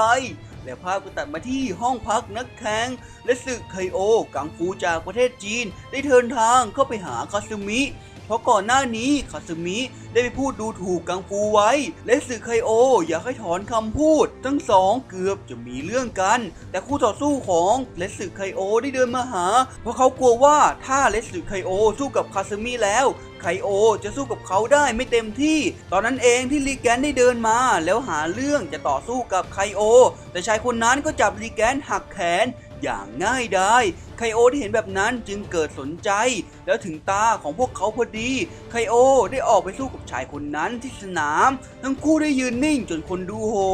ไคโอเห็นดังนั้นจึงเดินเข้าไปข่มด้วยการเดินเข้าไปใกล้ๆแล้วท้าสู้แต่พอชายคนนั้นสวนมาไคโอก็ได้ใช้ท่ากังฟูต่อยจนชายคนนั้นกระเด็นจากนั้นไคโอก็ได้กระโดดขี่หัวชายคนนั้นแล้วใช้ท่าหักคอชายคนนั้นแบบชิวๆทุกคนที่ดูอยู่ถึงกับตกใจเลยทีเดียวแล้วก็มาถึงตาของคาโต้ได้ออกมาแต่พอเรียกคู่ต่อสู้เท่าไหร่ก็ไม่ยอมออกแต่สิ่งที่ออกมานั้นคือลูกของวานอนลาตีที่บากิชนะไปคาโต้ได้เปิดฉากโจมตีแต่การโจมตีของคาโต้นั้นไม่เป็นผลเลยแม้แต่นิดเดียวคาโต้โดนจับโยนจนกระเด็นไปหาคาซึมิลิงยักษ์ก็ได้วิ่งตามมาซ้ำคาโต้ต่อคาซึมิที่เห็นว่าน่าสนุกเลยคิดจะต่อสู้กับลิงยักษ์แทนคาซึมิได้เดินร้องเพลงอย่างสบายใจพร้อมลากเจ้าลิงยักษ์ออกมาด้วยคาซึมิได้โยนเจ้าลิงยักษ์ไปกลางสนามแล้วก็อัดเจ้าลิงยักษ์จนเละอัดอยู่ฝ่ายเดียวจนลิงยักษ์นั้นน็อกไปแต่คาซึมิก็ไม่ยอมหยุดคาซึมิจะทำการฆ่าเจ้าลิงยักษ์ไปเลยบากิที่ทนดูไม่ได้จึงเข้าไปต่อยคาซึมิแต่คาซึมิก็ยังกันไม่ได้พร้อมใช้เท้าสวนไปด้วยจากนั้นคาโต้ได้เข้ามาห้ามเพราะทั้งสองคนยังต้องสู้กันอยู่แล้วบากิได้กลับไประหว่างทางก็ได้เจอกับฮาเนยามะบากิเลยเข้าไปทักทายแต่ฮาเนยามะก็ปัดมือทิ้งเพราะนี่คือการต่อสู้ต่อไปเป็นของฮาเนยามะกับการต่อสู้แบบญี่ปุ่นที่มีชื่อว่าอินากิก่อนที่ทั้งสองจะสู้กันอินากิได้ยื่นหมวกให้ฮาเนยามะใส่ฮาเนยามะที่เห็นดังนั้นจึงเอาหมวกมาบี้จนเล็กเท่าลูกเทนนิสฮาเนยามะก็ได้ยื่นดาบซามูไรให้อินากิแต่อินากิก็ได้ต่อยจนดาบหักออกแล้วก็ได้เริ่มต่อสู้ฮาเนยามะได้เข้าโจมตีก่อนเลยแต่ก็ไม่โดนแถมโดนสวนมาอีกด้วยฮาเนยามะที่เห็นดังนั้นจึงปล่อยหมัดอัปเปอร์คัตอินากิก็ได้ใช้เท้ารับแล้วก็โดดม้วนตัวไปตามแรงแต่พอถึงพื้นอินากิก็ได้ขาหักไปเลยทีเดียวฮาเนยามะก็ได้เดินไปปล่อยหมัดที่2อินากิก็กันได้แต่พอกันเสร็จอินากิก็กระดูกสันหลังหักแล้วก็น็อกแพ้ไปทางด้านคนดูแลอินากินั้นรับไม่ได้เลยเข้าไปท้าสู้กับฮาเนยามะก็ได้ตกลงจะสู้ด้วยแต่ก่อนสู้ฮาเนยามะก็ได้อธิบายเหตุผลของเขาให้ฟังคนดูที่ได้ยินดังนั้นก็อึ้งไปสักพักฮาเนยามะก็ได้ถอดเสื้อออกมาแล้วคุมร่างกายของอินากิไว้พร้อมทั้งเอาเหล้ามาพ่นใส่และภาพก็ตัดไปที่ด็อปโปได้เจอกับโรแลนด์ พุตตาฟโรแลนด์นั้นเป็นนักสู้ที่ชอบจะหักแขนหักขาดับโปได้เข้าไปคุยถึงความเป็นมาของโรแลนด์จากนั้นดับโปก็ได้เดินออกไปว่าการต่อสู้จะเริ่มแล้วการต่อสู้ในรอบนี้คือโรแลนด์เจอกับคาซึมิโรแลนด์ได้พุ่งเข้าไปใส่เพื่อที่จับล็อกแต่คาซึมิก็ยันออกแล้วใช้การวิ่งหนีโรแลนด์ก็ได้วิ่งตามตอนนั้นเองที่คาซึมิวิ่งไปจ้ำกับกำแพงแล้วหันมาสวนโรแลนด์ก็ได้โดนไปเต็มๆแต่โรแลนด์ก็ใช้จังหวะนั้นจับแขนคาซึมิแล้วหักจนกระดูกครุดคาซึมิได้เห็นแบบนั้นจึงทำการรักษา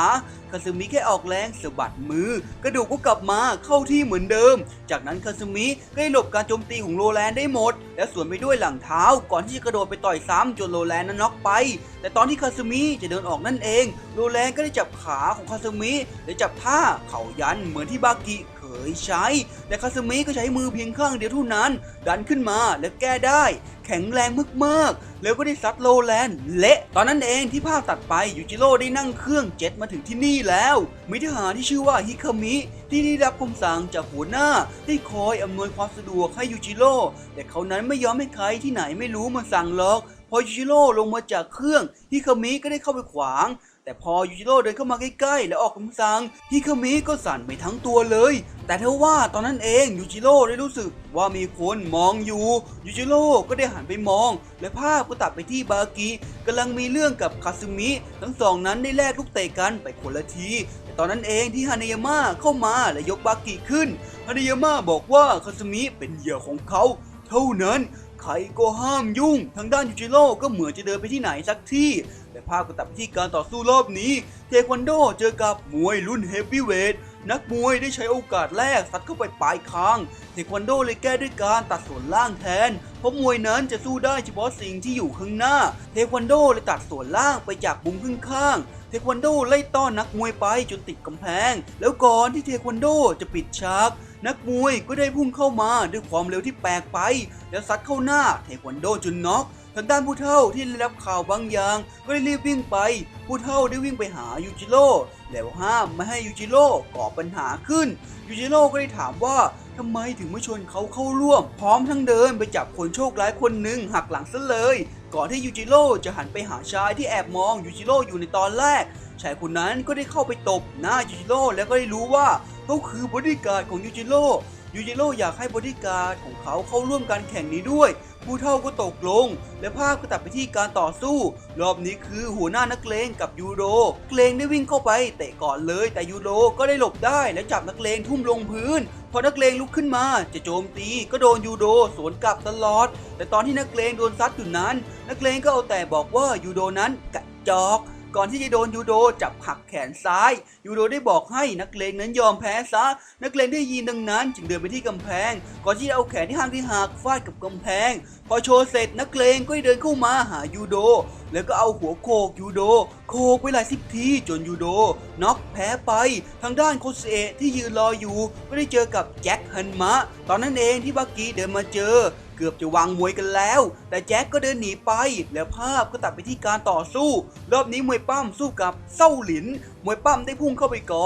อนที่โดนเซ้าหลินสวนกลับมาที่คอจากนั้นก็โดนเซ้าหลินแก้ได้หมดเซ้าหลินก็ได้จับล็อกแขนมวยปั้มก็ได้ยอมแพ้ไปในเวลาแค่แป๊บเดียวเท่านั้นเองทางด้านยูจิโร่นั้นได้ออกไปข้างนอกไปสู้กับแชมป์มวยไทยสู้ด้วยการใช้นิ้วดีดเท่านั้นเองยูจิโร่ใช้นิ้วดีดหมัดและเท้าของนักมวยไทยก่อนที่ดีดไปหน้าของมวยไทยน็อกเลยทีเดียวด้านแจ็คฮันมานั้นก็ได้โดบยาเพื่อเตรียมลงแข่งแจ็คได้ออกมากลางสนามพร้อมคู่ต่อสู้ของเขาคู่ต่อสู้ได้เตะไปที่คางของแจ็คแต่แจ็คก็หลบได้คู่ต่อสู้เลยจะจับและล็อกแต่พอล็อกได้ก็หักไม่ลงแจ็คแค่ยืนกางแขนเฉยๆจากนั้นแจ็คก็ได้ใช้มือดันหน้าของคู่ต่อสู้ออกเพียงแค่มือเดียวเท่านั้นแล้วแจ็คก็อัปเปอร์คัตอย่างแรงจนคู่ต่อสู้ลอยหมุนอยู่หลายสิบตลบแจ็คชนะแล้วกำลังจะเดินกลับตอนนั้นเองที่ยูจิโร่ได้กระโดดลงมาเพราะอดใจไม่ไหวที่เห็นคนเก่งแจ็คกับยูจิโร่กำลังจะสู้กันตอนนั้นเองที่บากิพุ่งออกมาและเตะก้านคอแจ็ค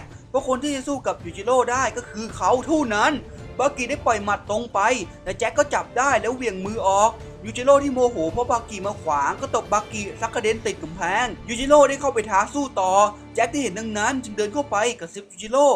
ร่ก็ได้ถึงกับอึ้งไปแล้วก็ขำออกมาแล้วภาพก็ตัดไปที่การต่อสู้ต่อไปรอบนี้อามานะยูเจอกับยามาโมโตะอามานะยูคือคนที่ยูจิโร่พามายามาโมโตะวิ่งเข้าไปโจมตีและภาพก็ตัดไปตอนที่อามานะเป็นบอดี้การ์ดนั้นเขาได้ขึ้นชื่อมากจนยูจิโร่ต้องเข้าไปหาเพื่อยืมตัวแล้วก็ตัดมาที่ปัจจุบันอามานะได้กางปีกออกแล้วก็ลอยขึ้นเหมือนบินได้จริงๆเลยอามานะได้บินขึ้นไปแล้วเตะจนยามาโตะกระเด็นไปเลยแล้วพอยามาโตะจะเข้ามาโจมตีก็โดนอามานะลอยมาเตะตลอดเตะจนยามาโมโตะเริ่มถอยร่นไปจนติดพื้นอามานะก็ได้เตะหน้าจนหลับไปเลยทุกๆคนจึงได้รู้ว่าอามานะเป็นคนที่ยูจิโร่ยอมรับในห้องรอต่อสู้มีชายคนหนึ่งกำลังดื่มเหล้าจำนวนมากแล้วก็ให้คนเอาไม้เบสบอลมาตีพร้อมๆกันถึง3ไม้ตีจนไม้หักมันเหมือนการวอร์มอัพสำหรับเขาผู้ชายคนนี้เป็นการ์ดในผับแห่งหนึ่งทุกๆวันเขาต้องเจอกับนักเลงทุกวันแต่เขาก็ไม่เคยล้มเลยเขาได้ออกไปในสนามแบบใส่ชุดเต็มเขาต้องเจอกับดับโปได้ต่อยไปที่ท้องก่อนชายคนนั้นก็ไม่เป็นอะไรแล้วก็ได้สวนดับโปจนล่วงไปเลยทุกคนนั้นงงกันใหญ่ดับโปได้นอนยิ้มเพราะเขากำลังสนุกอยู่ดับโปได้ยืนขึ้นมาเขาได้แลกหมัดกันอย่างรุนแรงแต่หมดเวลาสนุกแล้วดับโปได้ตั้งนิ้วเป็นแนวตั้งแล้วช้อนเข้าไปที่คางของชายคนนั้นจนสลบไปดับโปชนะแบบชิวๆดับโปได้เดินออกจากสนามแล้วรีบบ่ายเบี่ยงทุกคนเพราะหลังจากนั้นดับโปก็เลือดไหลออกมาตามทางด้านเมื่อกี้ก็เจอกับชิคุคาวะชายผู้แตกฉานด้านต่อสู้ชิคุคาวะได้ขอให้บากิตามเข้าไปส่วนดับโปก็เจอกับภรรยาที่มาหาพอดีอาการเขาก็ได้ดีขึ้นชิคุคาวะได้ออกไปที่สนามและฝากแว่นไปที่บากิคู่ต่อสู้ของเขาคือนักมวยปั้มโอลิมปิกร่างใหญ่นักมวยปั้มได้วิ่งเข้ามาหาชิคุคาวะก็ได้ก้มลงไปที่พื้นเพื่อสกัดขาและนักมวยปั้มก็ล้มลงหน้าฟาดกำแพงนักมวยปั้มก็ได้ลุกขึ้นมาได้วิ่งไปต่อยแต่ตอนนั้นเองที่ชิคุคาวะได้จับนักมวยปั้มหนัก130กิโล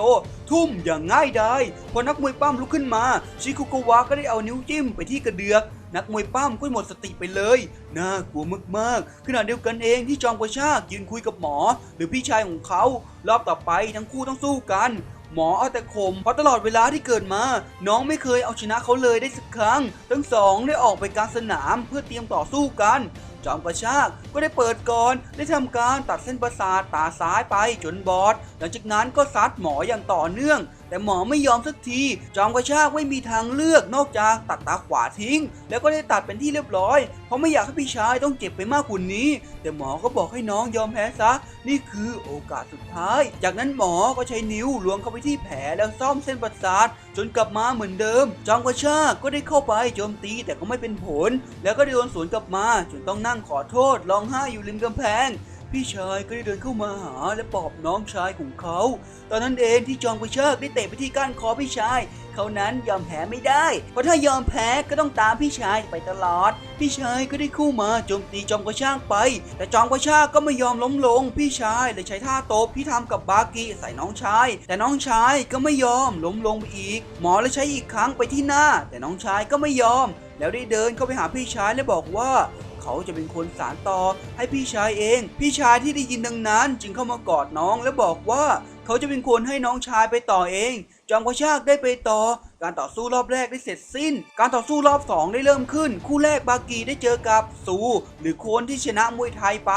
ซูได้วิ่งเข้ามาจับบากิทุ่มไปถึง2ครั้งแล้วก็กระทืบหน้าบากิจนน็อกไปเสียงกลองยังไม่ทันดังด้วยซ้ำบากิได้แพ้ไม่ว่าคนดูจะชอบไม่ก็ตามบากิก็ได้ก้มเคารพผู้เฒ่าตอนนั้นเองที่ซูวิ่งเข้ามาต่อยบากิอีกครั้งบากิก็เลยเตะผ่ามากสวนไปจนซูล้มแพ้ไปเท่ากับว่าตอนนี้1-1กันแล้วทั้งสองได้เตรียมสู้อีกครั้งซูได้วิ่งเข้ามาต่อยบากิแต่ดูเหมือนบากิจะเป็นต่ออยู่มากบากินั้นพลาดท่าโดนซัดล้มซูได้เข้ามานั่งค่อมและต่อยบากิไปชุดใหญ่แต่บากิได้ข่มด้วยการลุกขึ้นอย่างช้าๆลุกแถมอุ้มซูขึ้นมาด้วยบากิได้ออกอาวุธไปที่จุดตายทั้งตาและไข่แต่แค่ออกขู่เท่านั้นซูได้กลัวและร้องไห้ยอมแพ้ไป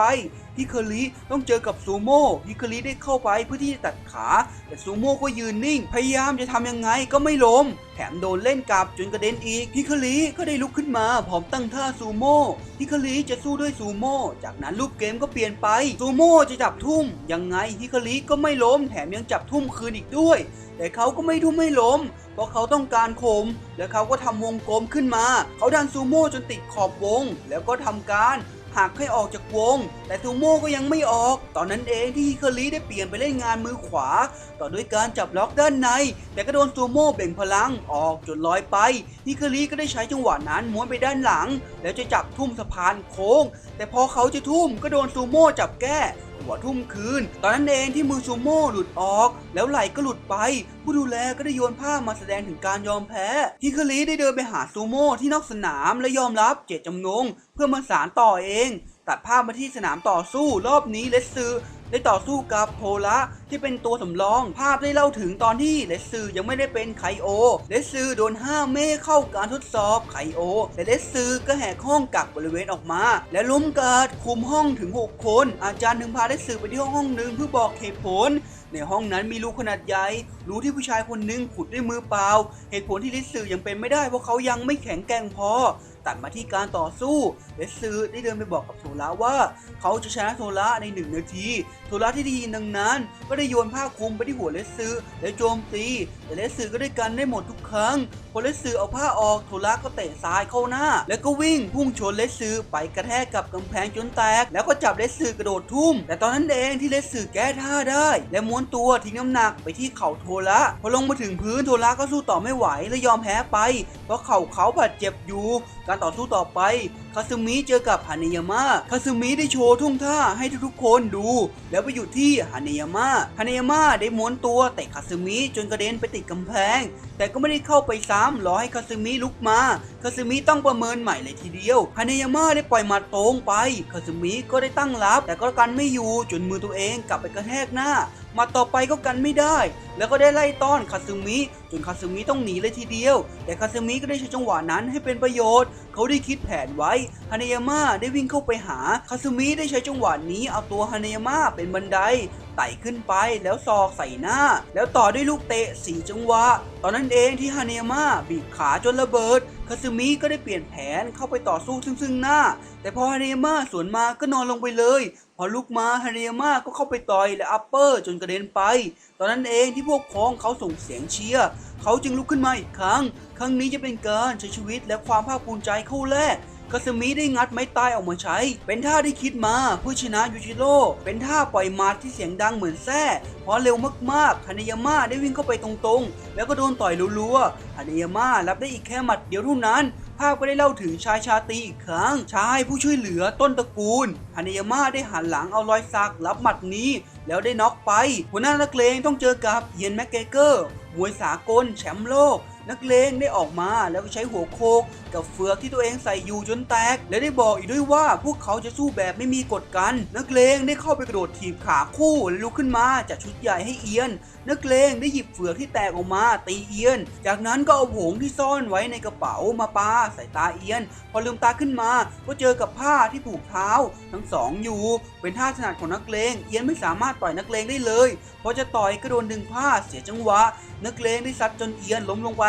ตอนที่เอียนล้มเอียนได้เห็นภาพนักมวยตำนานมาคุยกับเขาหลังจากนั้นเองที่เอียนก็ตั้งหลักได้และสวนคืนนักเลงไปจนล่วงเลยแต่ก่อนที่จะถอดนวมนักเลงก็ลุกขึ้นมาได้อีกเอียนก็ได้วิ่งเข้าไปซัดนักเลงได้เห็นภาพที่ผ่านมาภาพที่เขาฝ่าฟันทำให้เขาฮึดสู้นักเลงได้ใช้หัวโคสวนไปจนเสียจังหวะเอียนก็เลยโยนนวมทิ้งแล้วมาสู้กันเอียนได้เข้าไปซัดนักเลงอย่างหนักหน่วงตอนนั้นเองที่นักเลงเอาหัวรับนิ้วของเอียนนั้นหักหมด1 ข้างผู้ดูแลจะยอมแพ้แต่เอียนบอกกับผู้เฒ่าว่าจะไม่ยอมจะสู้ต่อนักเลงเลยหยิบมีดขึ้นมาและตัดผ้าออกแล้วก็พังมีดนักเลงจะเข้าไปซัดกับเอียนแบบใสสะอาดทั้งคู่ได้แลกหมัดกันอย่างดุเดือดแต่นักเลงก็เสียท่าโดนซัดล่วงแต่ก็ลุกขึ้นมาได้อีกครั้งเอียนทำการเข้ามาปิดฉากนักเลงก็เอาหัวรับอีกครั้งจนนิ้วหักหมดผู้ดูแลเลยเข้ามาทำการยอมแพ้นักเลงเลยชนะไป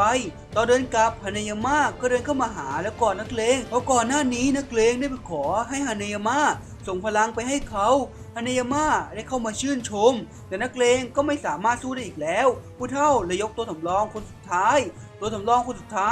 กาแลนเป็นนักมวยปั้มสมัครเล่นที่ไม่เคยแพ้เลยติดต่อกัน 6,000 ครั้งกาแลนได้ขนหลุดขนาดใหญ่ที่เทียบเท่ากับรถตัก 2,000 คันในเวลาแค่2 ปีเท่านั้นเขา เขาเป็นชายร่างใหญ่แล้วตอนนี้เขาอยู่ที่นี่แล้วสนามใต้ดินกาแลนได้เดินเข้าไปที่ห้องพักรวมนักเลงที่เห็นดังนั้นจึงเดินไปหาเรื่องและได้ไปต่อยที่หน้า1 มัดแต่กาแลนไม่เป็นอะไรเลยกาแลนได้จับตัวนักเลงจนทะลุเพดานตอนนั้นเองที่ฮาเนยาม่าได้เข้ามาข้างหลังและซัดหมัดตรงใส่กาแลนเต็มแต่กาแลนไม่ล้มลงไปแถมจับฮาเนยาม่าทุ่มพื้นจนนอนนิ่งไปเลยแจ็คก็ได้เดินเข้ามาหากาแลนเพื่อทักทายแล้วก็ออกไป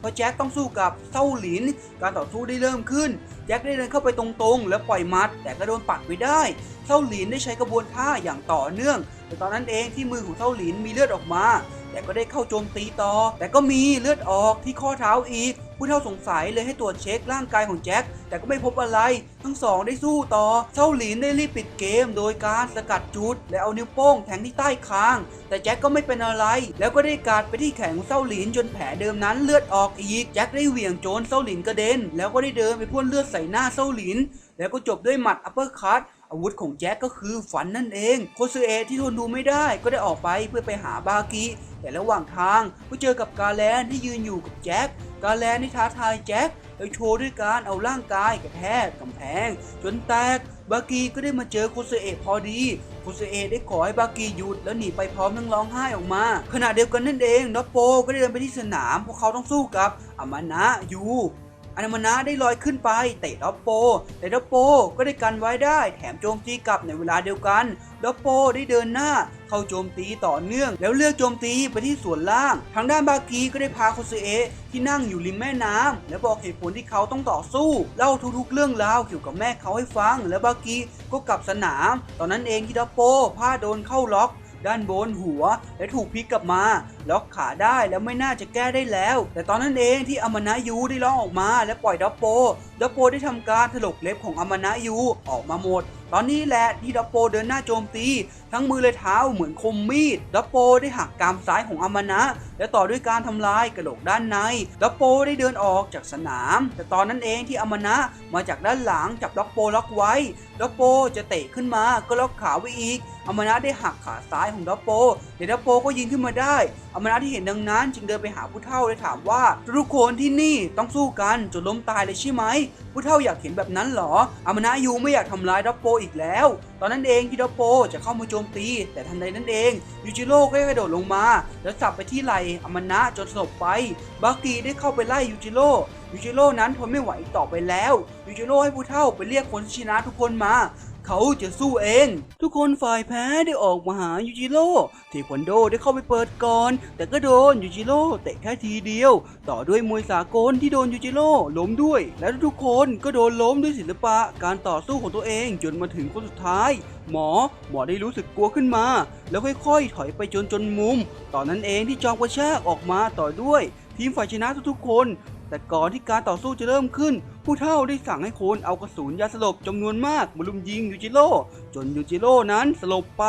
กลับเข้าสู่เหตุการณ์ปกติจอมกระชากเจอกับจิคุคาวะจอมกระชากใช้แผนเคลื่อนที่อย่างรวดเร็วเพราะจะได้เปรียบคนแก่แต่ก็หาช่องโจมตีไม่ได้สักทีจอมกระชากเลยลองสักตั้งจอมกระชากกระโดดเข้าไปจากด้านหลังแต่ก็โดนเห็นทันจากนั้นเองไม่ว่าจอมกระชากจะโจมตีสักเท่าไหร่ก็จะโดนทุ่มไม่ก็กันได้แถมโดนจิคุคาวะสับเบาๆแต่ขาก็หักอีกจอมกระชากที่เห็นดังนั้นจึงจำเป็นต้องใช้ท่ากระชากเส้นพอใช้ไปก็โดนจับมือไว้ได้และโดนจับทุ่มตอนนั้นเองที่จอมกระชากจับขาชิคุวะได้แล้ววิ่งกระเด็นไปแล้วได้ใช้จังหวะนั้นวิ่งเข้าไปจับหน้าชิคุวะแล้วใช้มืออีกมือต่อยมือตัวเองย้อนทำลายมือเพื่อให้ชิคุวะเสียดวงตาแต่ตอนนั้นเองที่ชิคุวะจับจอมกระชากทุ่มลงอย่างแรงดวงตาคู่นั้นเป็นแค่ตาปลอมเท่านั้นชิคุวะชนะไปภาพก็ตัดไปที่คนที่ชนะในรอบที่แล้วมายืนรวมกันการค้นหาคนที่สุดยอดเข้าใกล้กันจบทุกทีแล้วอิคาริที่ยืนอยู่ข้างๆบากิก็ได้บอกให้บากิปล่อยให้เขาชนะแล้วตามตื้อบากิว่าเขารู้ตัวว่าไม่สามารถชนะบากิได้แต่บากิไม่ยอมและจะสู้ให้เต็มที่การต่อสู้ได้เริ่มขึ้นอิคาริได้โจมตีบากิอย่างต่อเนื่องแต่โจมตีไปสักพักก็เหนื่อยตอนนั้นเองที่บากิได้โจมตีคืนไปแล้วจับล็อกหัวไว้อิคาริได้บอกว่าเขาแพ้แล้วบากิก็ได้ปล่อยแล้วเดินออกมา ตอนนั้นเองที่ฮิคาริเตะไข่บากิจนบากิล้มลงไปทั้งหมดที่เขาทำเป็นแค่แผลของเขาเท่านั้นฮิคาริกระทืบบากิอย่างต่อเนื่องพอบากิตั้งตัวได้ก็เตะไปที่ก้านคอแต่ฮิคาริไม่เป็นอะไรเลยเพราะนักมวยปั้มนั้นเต็มใจต่อสู้มาอย่างเต็มที่เขาเลยรับการโจมตีได้บากิก็โดนถีบกระเด็นฮิคาริก็ได้เดินไปที่กำแพงแล้วก็โดดมาใส่บากิแล้วจับลอยขึ้นตอกลงมาฮิคาริลากหัวบากิขึ้นมาเลยชูว่าเขาชนะแล้วตอนนั้นเองที่บากิต่อยสวนไปที่ฮิคาริแล้วก็เข่าสุดลงไปแกปเปอร์ถ้าเอาจริงแล้วจะรวดเร็วเป็นอย่างมากมวยปั้มนั้นเป็นรองบากิแล้วบากิก็ได้ไล่โจมตีอิคาริแต่อิคาริมีแผนไว้แล้วตอนนั้นเองที่แม่บากิได้เดินมาข้างสนามบากิที่หันไปเห็นก็ตกใจก่อนที่จะรู้ตัวว่านั่นไม่ใช่แม่ตัวเองก็โดนอิคาริจับล็อกอย่างแน่นแต่บากิก็บอกขอบคุณอิคาริที่ทำให้เขาไม่ลืมตัวตนบากิได้หลุดจากท่าล็อกสบายแล้วบากิก็ตั้งท่ามวยปั้มบากิจะสู้ด้วยมวยปั้มบากิได้ใช้ท่ามวยปั้มที่เขาพัฒนาขึ้นมาเองอิคาริกลับมาเสียเปรียบจากนั้นบากิก็เอนเตอร์เทนคนดูทุกคนต่างเชียร์บากิรวมถึงคนที่เล่นแบบเป็นแม่เขาด้วยอิคาริที่ได้นึกถึงเมื่อก่อนก็เลยลุกขึ้นไปจับเฮดล็อกบากิได้ชมเพราะที่ผ่านมาท่านี้ดีที่สุดแล้วบากิก็ได้กระโดดขึ้นไปแล้วทุ่มอิคาริลงมา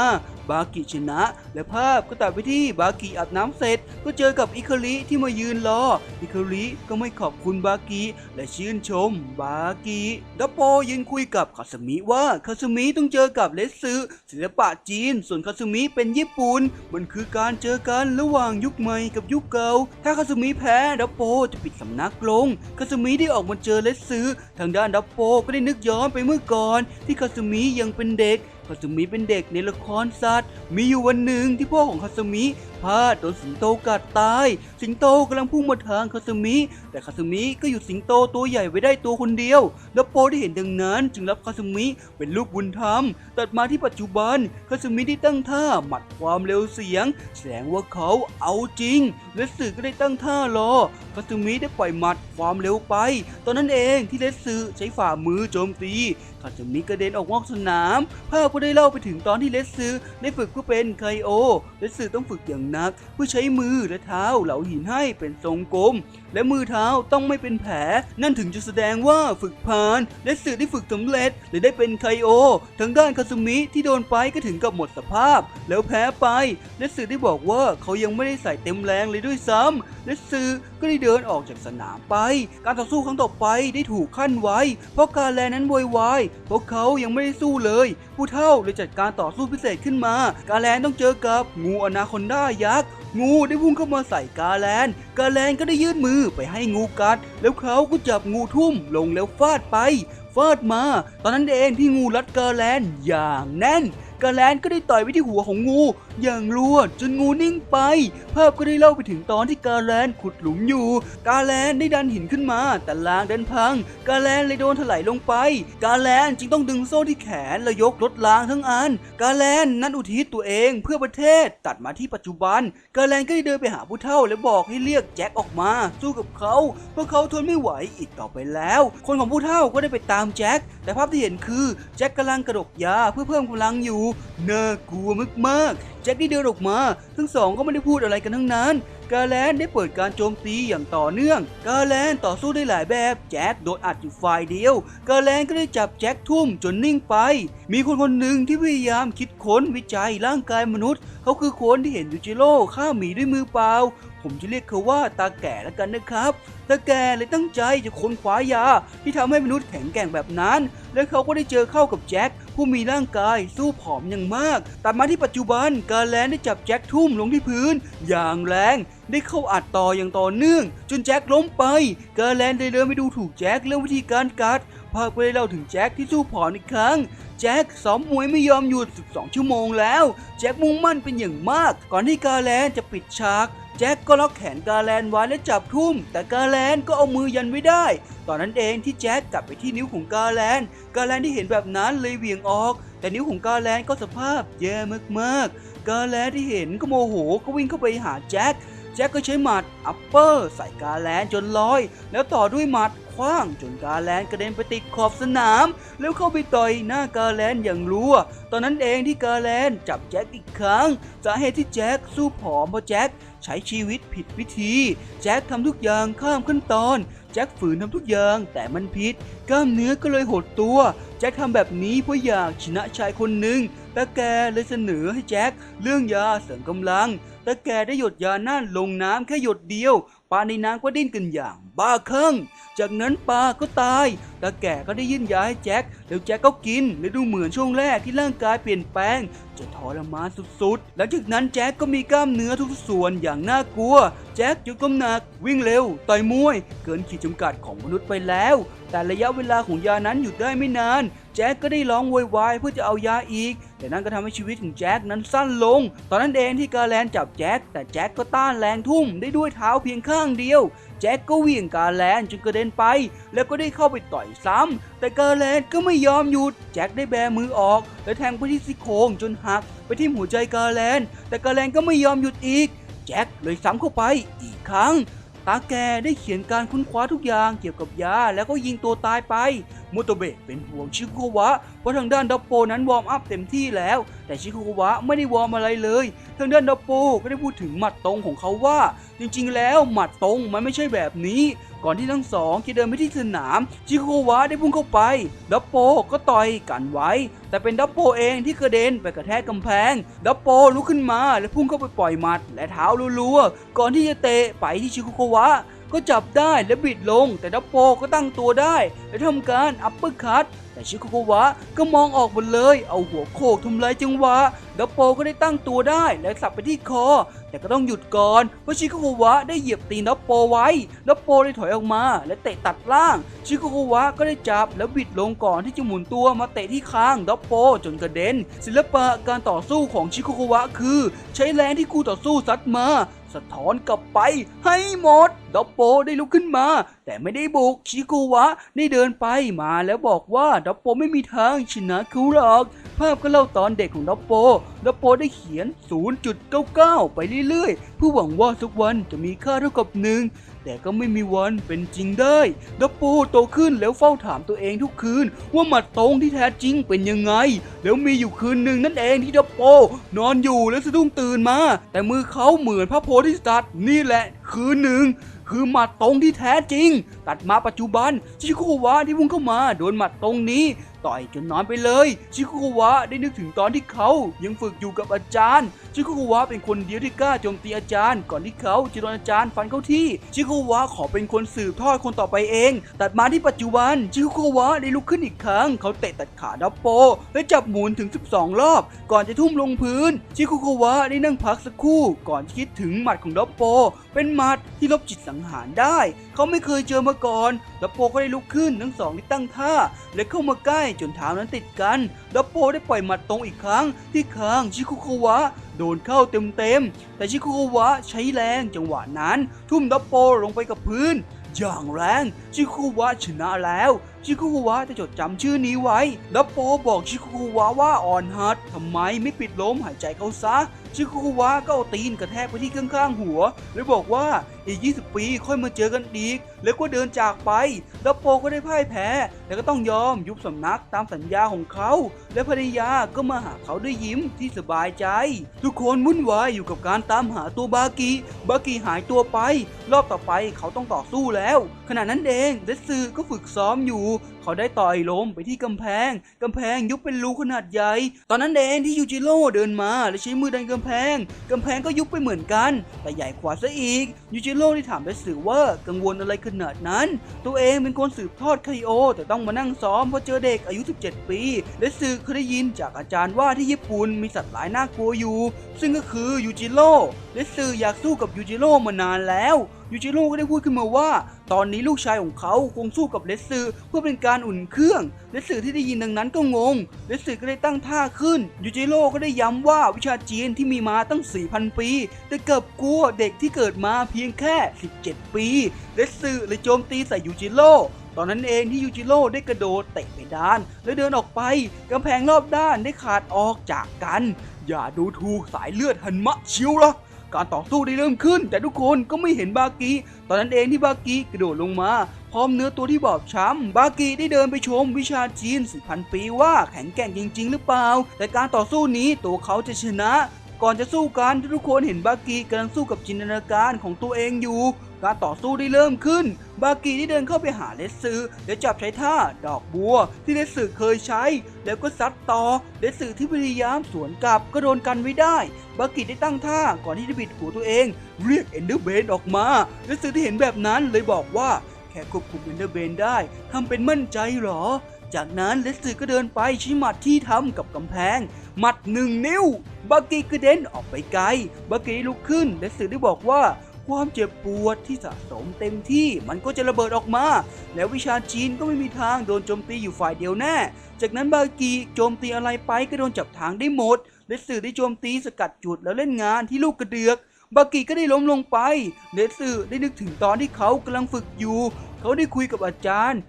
ได้บอกว่าเลสซึได้มีคู่ต่อสู้ที่น่ากลัวอยู่ถึงแม้จะเป็นไคโอนั่นก็คือแกปเปอร์ตัดมาที่การต่อสู้เลสซึได้เข้าโจมตีบากิอย่างต่อเนื่องแล้วโจมตีซ้ำไปที่กระเดือกบากิก็ได้ลุกขึ้นและพูดว่ามาจบเรื่องนี้กันเถอะบากิก็ได้เข้ามาโจมตีแต่ก็ยังเป็นรองเลสซึอยู่เลสซึได้เป่าลมเข้าตาก่อนที่เตะไข่บากิยูจิโร่ที่มองอยู่ก็ได้คิดว่าเลสซึนั้นจะปลุกสายเลือดที่ไร้กาตื่นได้แน่สายเลือดฮันมะไม่ว่ากี่คนที่บากิสู้มาไม่มีใครสามารถปลุกสายเลือดนี้ได้เพราะสายเลือดที่ไร้กาไม่ได้ปลุกกันง่ายๆแต่ถ้าเป็นเลสซึมวยจีน 4,000 ปีต้องทำได้แน่ๆเลสซึได้ใช้2 นิ้วจิ้มไปที่หู2 ข้างและเล่นงานไปที่สะดือบากิที่โดนดังนั้นก็ยิ้มขึ้นมาทั้งคู่ผัดกันเตะไปเตะมาก่อนที่บากิจะตั้งท่านั้นขึ้นมาท่าที่ยูจิโร่ท่าแห่งสายเลือดเลสซึได้พุ่งเข้ามาแต่บากิก็กระโดดไปล็อกคออย่างง่ายดายบากิได้จับเลสซึหักคอแต่ยั้งมือไว้ได้เลสซึที่โดนล็อกก็ได้จับคอบิดเข้าที่และโจมตีบากิแต่บากิก็หลบได้หมดแล้วเตะซ้ำไปที่คอจนเลสซึล้มลงไปบากิชนะ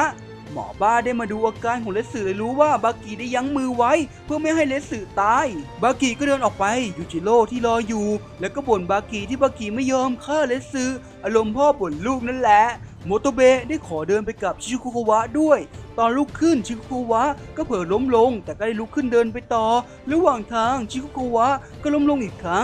งนี้เขาได้ถึงตอนที่อาจารย์เขาสอนอาจารย์เขาบอกว่าการป้องกันตัวที่แท้จริงจะไม่รู้สึกว่าตัวเองอยู่ในอันตรายเลยด้วยซ้ำไม่ว่าจะอยู่ในสถานการณ์ไหนๆก็ตามตอนที่ชิคุโกวะล้มเขาก็ไม่รู้สึกว่าอันตรายชิคุโกวะบอกให้โมโตเบะไปก่อนเลยระหว่างทางชิคุโกวะก็เดินพิงกำแพงตลอดเวลาชิคุโกวะต้องสู้กับแจ็คชิคุวะได้ดื่มน้ำก่อนออกไปสู้แจ็คก็ดบยาอีกครั้งแจ็คได้เดินไปหยิบลูกมะพร้าวและทำการกัดโชว์มะพร้าวนั้นเป็นรูอย่างง่ายดายการต่อสู้ได้เริ่มขึ้นแล้วแจ็คได้พุ่งมาต่อยชิคุวะแต่ก็ไม่โดนชิคุวะหลบตั้งแต่ตอนไหนก็ไม่รู้ชิคุวะได้พ่นน้ำที่อมไว้ใส่ตาแจ็คมันเป็นจุดอ่อนบนใบหน้าที่มีชื่อว่า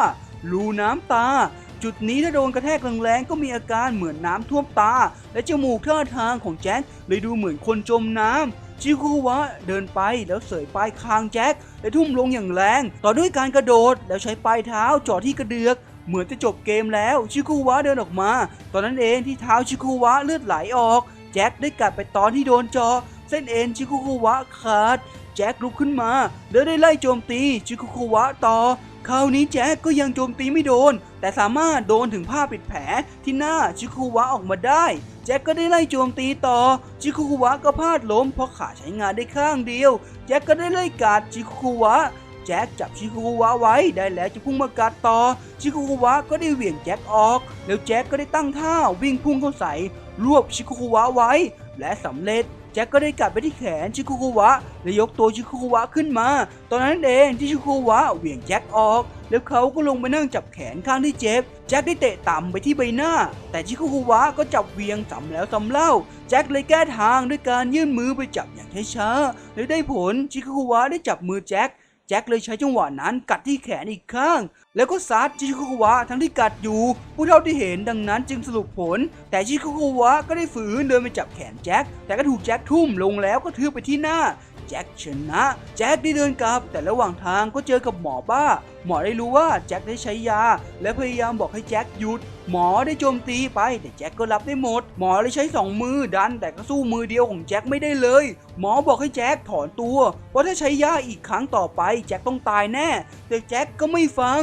ผู้เฒ่าได้มายืนดูเข็มขัดอีกครั้งก่อนที่ออกประกาศกับคนดูว่านี่คือรอบชิงชนะเลิศแล้วทางด้านบากิก็ได้นั่งกินอาหารสูตรเดิมๆของเขาบากิได้นอนหนุนตักโคซึเอะคาโต้ได้เดินมาบอกบากิว่าแจ็คนั้นใช้ยาโดปแต่บากิก็ไม่ว่าอะไรอยากทำอะไรก็ทำไปเลยคาโต้บอกให้บากิระวังเพราะแจ็คเป็นพวกสู้ด้วยการเดิมพันด้วยชีวิตบากิก็บอกว่าเขาก็คล้ายๆแบบนั้นแหละภาพได้เล่าถึงสิ่งที่บากิได้ผ่านมาทุกๆอย่างก่อนที่จะมาถึงวันนี้ตัดภาพไปที่แจ็คที่ยืนอยู่ต่อหน้ายูจิโร่ทั้งที่เป็นรอบชิงแต่กลับมาหายูจิโร่ซะงั้นภาพได้เล่าย้อนถึงทุกสิ่งที่แจ็คได้ผ่านมาตั้งแต่ตอนแรกเลยเล่าว่าได้เห็นภาพแจ็คฆ่าหมีขาวด้วยมือเปล่าเหมือนยูจิโร่อีกด้วยบากิที่นอนอยู่ร่างกายของเขาก็ได้ปล่อยความร้อนออกมาจนทุกคนตกใจหมอบ้าก็เดินออกมาบอกว่าไม่เป็นอะไรหรอกมันเป็นการตอบสนองของเซลล์บากิเท่านั้นในตอนที่บากิหลับภาพก็เล่าถึงความเจ็บปวดของบากิเจ็บปวดที่ต้องสู้เจ็บปวดที่ต้องขาดความรักเจ็บปวดที่ต้องต่อสู้กับพ่อตัวเองและเจ็บปวดที่แม่จากไปภาพเล่าถึงการเดินทางของบากิที่ผ่านมาจนมาถึงตอนนี้จากนั้นแจ็คกับบากิได้ออกมากลางสนามเราจะได้รู้แล้วว่าใครเป็นแชมป์ตอนนั้นเองที่แจ็คใส่เสื้อฮันมะหรือก็คือแจ็คเป็นพี่ชายของบากิทุกคนตะลึงเป็นอย่างมากภาพก็ตัดไปตอนที่แจ็คอยู่กับยูจิโร่แจ็คได้เสยข้างยูจิโร่ไปแจ็คถามว่าทำไมไม่หลบยูจิโร่บอกว่าเขารู้อยู่แล้วว่าแจ็คไม่ได้ใส่แรงเมื่อสู้กับบากิเสร็จแจ็คจะมาที่นี่อีกครั้งเพื่อสู้กับยูจิโร่ตัดภาพมาที่การต่อสู้ทั้งสองได้เดินไปจับมือกันแจ็คบอกกับบากิว่าเขาจะสู้อย่างเต็มที่บากิก็เช่นกันก่อนที่แจ็คจะกอดบากิและการต่อสู้ได้เริ่มขึ้นทั้งสองได้เดินเข้าไปแลกหมัดกันทั้งสองได้เข้าไปแลกหมัดกันอย่างดุเดือดผัดกันช่วงชิงโอกาสจากนั้นทั้งสองก็กลับมาตั้งท่าที่สู้ไปเมื่อกี้นั้นเป็นแค่การวอร์มอัพของทั้งสองเท่านั้นแจ็คได้เป็นฝ่ายเปิดโจมตีก่อนแจ็คได้จับมือทั้งสองข้างของบากิไว้และได้ทำการกัดบากิที่เห็นแบบนั้นก็ยิ้มแล้วตอบไปที่ปากของแจ็คและบากิก็เลยอัดอย่างต่อเนื่องบากิหาโอกาสและเข้าไปล็อกคอจากด้านหลังจนแจ็คสุดลงไปแต่ตอนนั้นเองที่แจ็คยืนขึ้นมาและทำท่าเหมือนตอนที่บากิล็อกยูจิโร่เลยแจ็คได้ร้องไห้ออกมาและโยนบากิออกไปแจ็คได้พูดว่าจากนี้จะไม่มีคำว่าพี่น้องภาพได้เล่าถึงสงครามเวียดนามสไตล์ดัมได้ฟังเรื่องราวของผู้ชายคนหนึ่งที่ได้สู้ในสนามรบโดยที่ไม่มีอาวุธใดๆทั้งสิ้นชายที่ฆ่าทหารด้วยมือเปล่ายูจิโร่ในวัย16 ปีที่ร่วมสงครามและรอบสังหารกลุ่มทหารคนแล้วคนเล่าแล้วก็มีอยู่ครั้งหนึ่งที่ยูจิโร่ได้ซ่อนตัวอยู่ทางเดินใต้ดินตอนนั้นเองที่เขาสัมผัสถึงกลุ่มทหารยูจิโร่พุ่งขึ้นมาจากดินและจัดการพวกทหารพวกนั้นตอนนั้นเองที่ยูจิโร่ได้เจอกับหญิงสาวที่ชื่อว่าเจนได้ชวนจิโร่ให้พักสนุกด้วยกันแต่ยูจิโร่ก็ไม่สนใจตอนที่เจนนั้นเดินกลับไปยูจิโร่ก็ได้เอานิ้วล้วงปากเจนไว้แล้วบอกว่าเจนไม่มีสิทธิ์เลือกถ้ายูจิโร่อยากทำอะไรเขาก็จะทำเองยูจิโร่ได้ชวนเจนเดินไปด้วยกันกองทัพอากาศสหรัฐทิ้งระเบิดที่เวียดนามไป 11,000 ตันจากนั้นหัวหน้าของสไตล์ดัมก็ได้เดินเช็คพื้นที่ตอนนั้นเองที่เขาถูกยูจิโร่ลอบทำร้ายทหารที่ยินเสียงก็ได้วิ่งมาดูหัวหน้าพวกเขาบาดเจ็บเลยต้องรีบนำตัวกลับไปรักษาแต่ตอนที่รักษาอยู่หัวหน้าของเขาก็ได้ลุกขึ้นมาแล้วจับที่หน้าของตัวเองแล้วดึงออกนั่นคือยูจิโร่ที่ปลอมตัวมานั่นเองยูจิโร่ได้ไล่ฆ่าทหารไปจำนวนมากยูจิโร่ได้วิ่งไปจนเจอกับสไตล์ดัมที่ยืนรออยู่สไตล์ดัมได้ขอจับมือยูจิโร่เพราะอยากเจอมานานแล้วสไตล์ดัมได้สั่งว่าถ้ายูจิโร่จับเขาเป็นตัวประกันให้ฆ่าเขาได้เลยตอนนั้นเองที่ยูจิโร่จับมือสไตล์ดัมและดึงมาเป็นตัวประกันเหล่าทหารจึงลุมยิงสไตล์ดัมแต่สไตล์ดัมนั้นลืมถอดเสื้อกันกระสุนออกแต่ทุกคนลืมสังเกตว่ายูจิโร่นั้นหายไปแล้วตอนนั้นเองที่ยูจิโร่พังเพดานลงมาแล้วจัดการทุกคนขณะนั้นเองก็มีหัวหน้าคนหนึ่งนำขบวนรถถังมาเพื่อยิงถล่มตึกเจนได้ปรากฏตัวพร้อมถังระเบิดข้างในอัดไปด้วย TNT และดินระเบิด เจนได้เปิดประตูลับและพายูจิโร่หนีระหว่างทางที่วิ่งไปนั่นเองยูจิโร่ได้หยุดวิ่งรถถังก็นำยิงจนตึกระเบิดแรงได้ระเบิดเข้าหายูจิโร่เจนที่เกือบจะกระเด็นก็ถูกยูจิโร่นั้นดึงไว้ยูจิโร่รู้ว่าเจนปลอมชื่อและสัญชาติมาถึงแม้จะเข้มแข็งแค่ไหนแต่ก็ยังเป็นผู้หญิงยูจิโร่ได้ทำการทำให้เจนสลบและอุ้มเจนเดินออกมาข้างหน้าเขาคือทหารพร้อมปืนใหญ่ยูจิโร่โยนร่างเจนใส่ทหารและเข้าไปจัดการอย่างรวดเร็วเจนได้ลุกขึ้นและจ่อปืนไปที่ยูจิโร่แต่พอเห็นแผ่นหลังของยูจิโร่ก็ถึงกับมือสั่นเจนได้ให้กำเนิดเด็กซึ่งเป็นลูกของยูจิโร่ตัดภาพมาที่การต่อสู้บากิโดนแจ็คซัดกระเด็นแจ็คก็ได้ไปไล่ต้อนบากิแจ็คได้พุ่งเข้ามาแต่บากิก็กระแทกเข่าเข้าที่หน้าแจ็คต่อด้วยหัวโมงซ้ำบากิได้จับขาแจ็คแล้วเวียงเพื่อให้ใบหน้าไปกระแทกกับกำแพงแต่แจ็คใช้ฟันกัดไว้เพื่อรับแรงกระแทกแจ็คได้ไล่กัดบากิอย่างต่อเนื่องจนบากิพลาดท่าโดนกัดที่แขนขวาจนเลือดออกบากิได้เอาผ้าที่ข้อมือมาพันแขนไว้แจ็คกับบากิได้เข้าไปแลกหมัดกันต่อแต่เป็นบากิที่เสียท่าให้แจ็คจนลงไปนอนตอนนั้นเองที่โคสเอะลุกขึ้นร้องไห้และบอกให้พอได้แล้วต่อสู้เพื่อให้แข็งแกร่งที่สุดแล้วได้อะไรแต่แจ็คก็ไม่ฟังโดยเข้าไปปิดฉากบากิตอนนั้นเองที่บากิล็อกแขนแจ็คแล้วก็พลิกกลับมายืนได้บากิได้กระโดดใช้ท่าดอกบัวแต่แจ็คก็เอาขามาลองตัวบากิได้ทันแล้วเหวี่ยงบากิออกแล้วจับทุ่มแจ็คจะกัดที่หน้าของบากิตอนนั้นเองที่บากิกระชากเส้นเอ็นตาซ้ายออกแจ็คเสียการมองเห็นไปหนึ่งข้างบากิใช้จังหวะนั้นซัดแจ็คสะน่วมเลยแจ็คแขนหักแต่ตอนนั้นเองที่แจ็คได้คลั่งยาขึ้นมาเขากลายเป็นปีศาจหมอทุกคนจะเข้าไปห้ามแต่ผู้เฒ่าก็ไม่อนุญาตแจ็คต่อยบากิแค่หมัดเดียวก็กระเด็นไปไกลเลยแจ็คได้เข้าไปเตะบากิจนกระแทกกำแพงแตกแต่ตอนนั้นเองที่ร่างกายของแจ็คล้วนเพราะทบยามากเกินไปแจ็คอ้วกออกมามากร่างกายก็ได้สู้ผอมลงหมอบ้าได้วิ่งเข้าไปห้ามแจ็คแต่โดนแจ็คเหวี่ยงกระเด็นออกมานอกสนามแจ็คได้เข้าไปซัดบากิอย่างต่อเนื่องบากิก็ได้เสียเปรียบเป็นอย่างมากภาพตัดไปที่เลสซึที่หลอนเห็นบากิหักคอซ้ำแล้วซ้ำเล่าและสะดุ้งตื่นขึ้นทางด้านแจ็คก็ซัดบากิอยู่ก็ชะงักไปเพราะเห็นแผ่นหลังของบากิมันแปลกๆบากิได้ปล่อยออร่าแห่งการสู้อีกครั้งบากิได้จับแจ็คทุ่มลงแล้วจับแจ็คล็อกคอและยกแจ็คจนลอยขึ้นตอนนั้นเองที่แผ่นหลังของบากิกลายเป็นหน้าปีศาจใบหน้าปีศาจที่แสนน่ากลัวได้ปรากฏขึ้นแจ็คที่กัดฟันสู้อยู่ก็ฟันหักลงแจ็คนั้นลูกลงไปแผ่นหลังปีศาจก็หายไปบากิก็ได้ชนะผู้เฒ่าก็ได้วิ่งลงมามอบเข็มขัดแต่บากิไม่มีแรงจะลุกขึ้นรับแล้วตอนนั้นเองที่แจ็คประคองบากิขึ้นมาและชูมือบากิแจ็คได้ไปหายูจิโร่ก็ได้ไล่แจ็คไปพอรับสภาพกากๆไม่ได้แจ็คได้เข้าโจมตียูจิโร่แต่ก็โดนยูจิโร่กัดเข้าตามด้วยการต่อยจนแจ็คน็อกไปแล้วเวลาก็ผ่านไปบากิได้กลับมาที่สนามอีกครั้งบากิหยิบทรายขึ้นมาแล้วเจอเข้ากับฟันของเรานักต่อสู้ถึงจะเป็นแบบนั้นบากิก็ยังอยากสู้ต่อไปเนื้อเรื่องรักได้จบลงแล้ว2ตอนท้ายคือตอนที่48กับ49นั้นเป็นตอนพิเศษซึ่งผมจะทำภาคแยกออกมาให้อีกทีนึงสำหรับวันนี้ก็ขอตัวลาไปก่อนถ้าใครอยากดูต่อก็กดติดตามกดไลค์กดแชร์เพื่อให้คลิปนี้ถึง 1,000 ไลค์และผมจะกลับมาสำหรับวันนี้ขอตัวลาไปก่อนบาย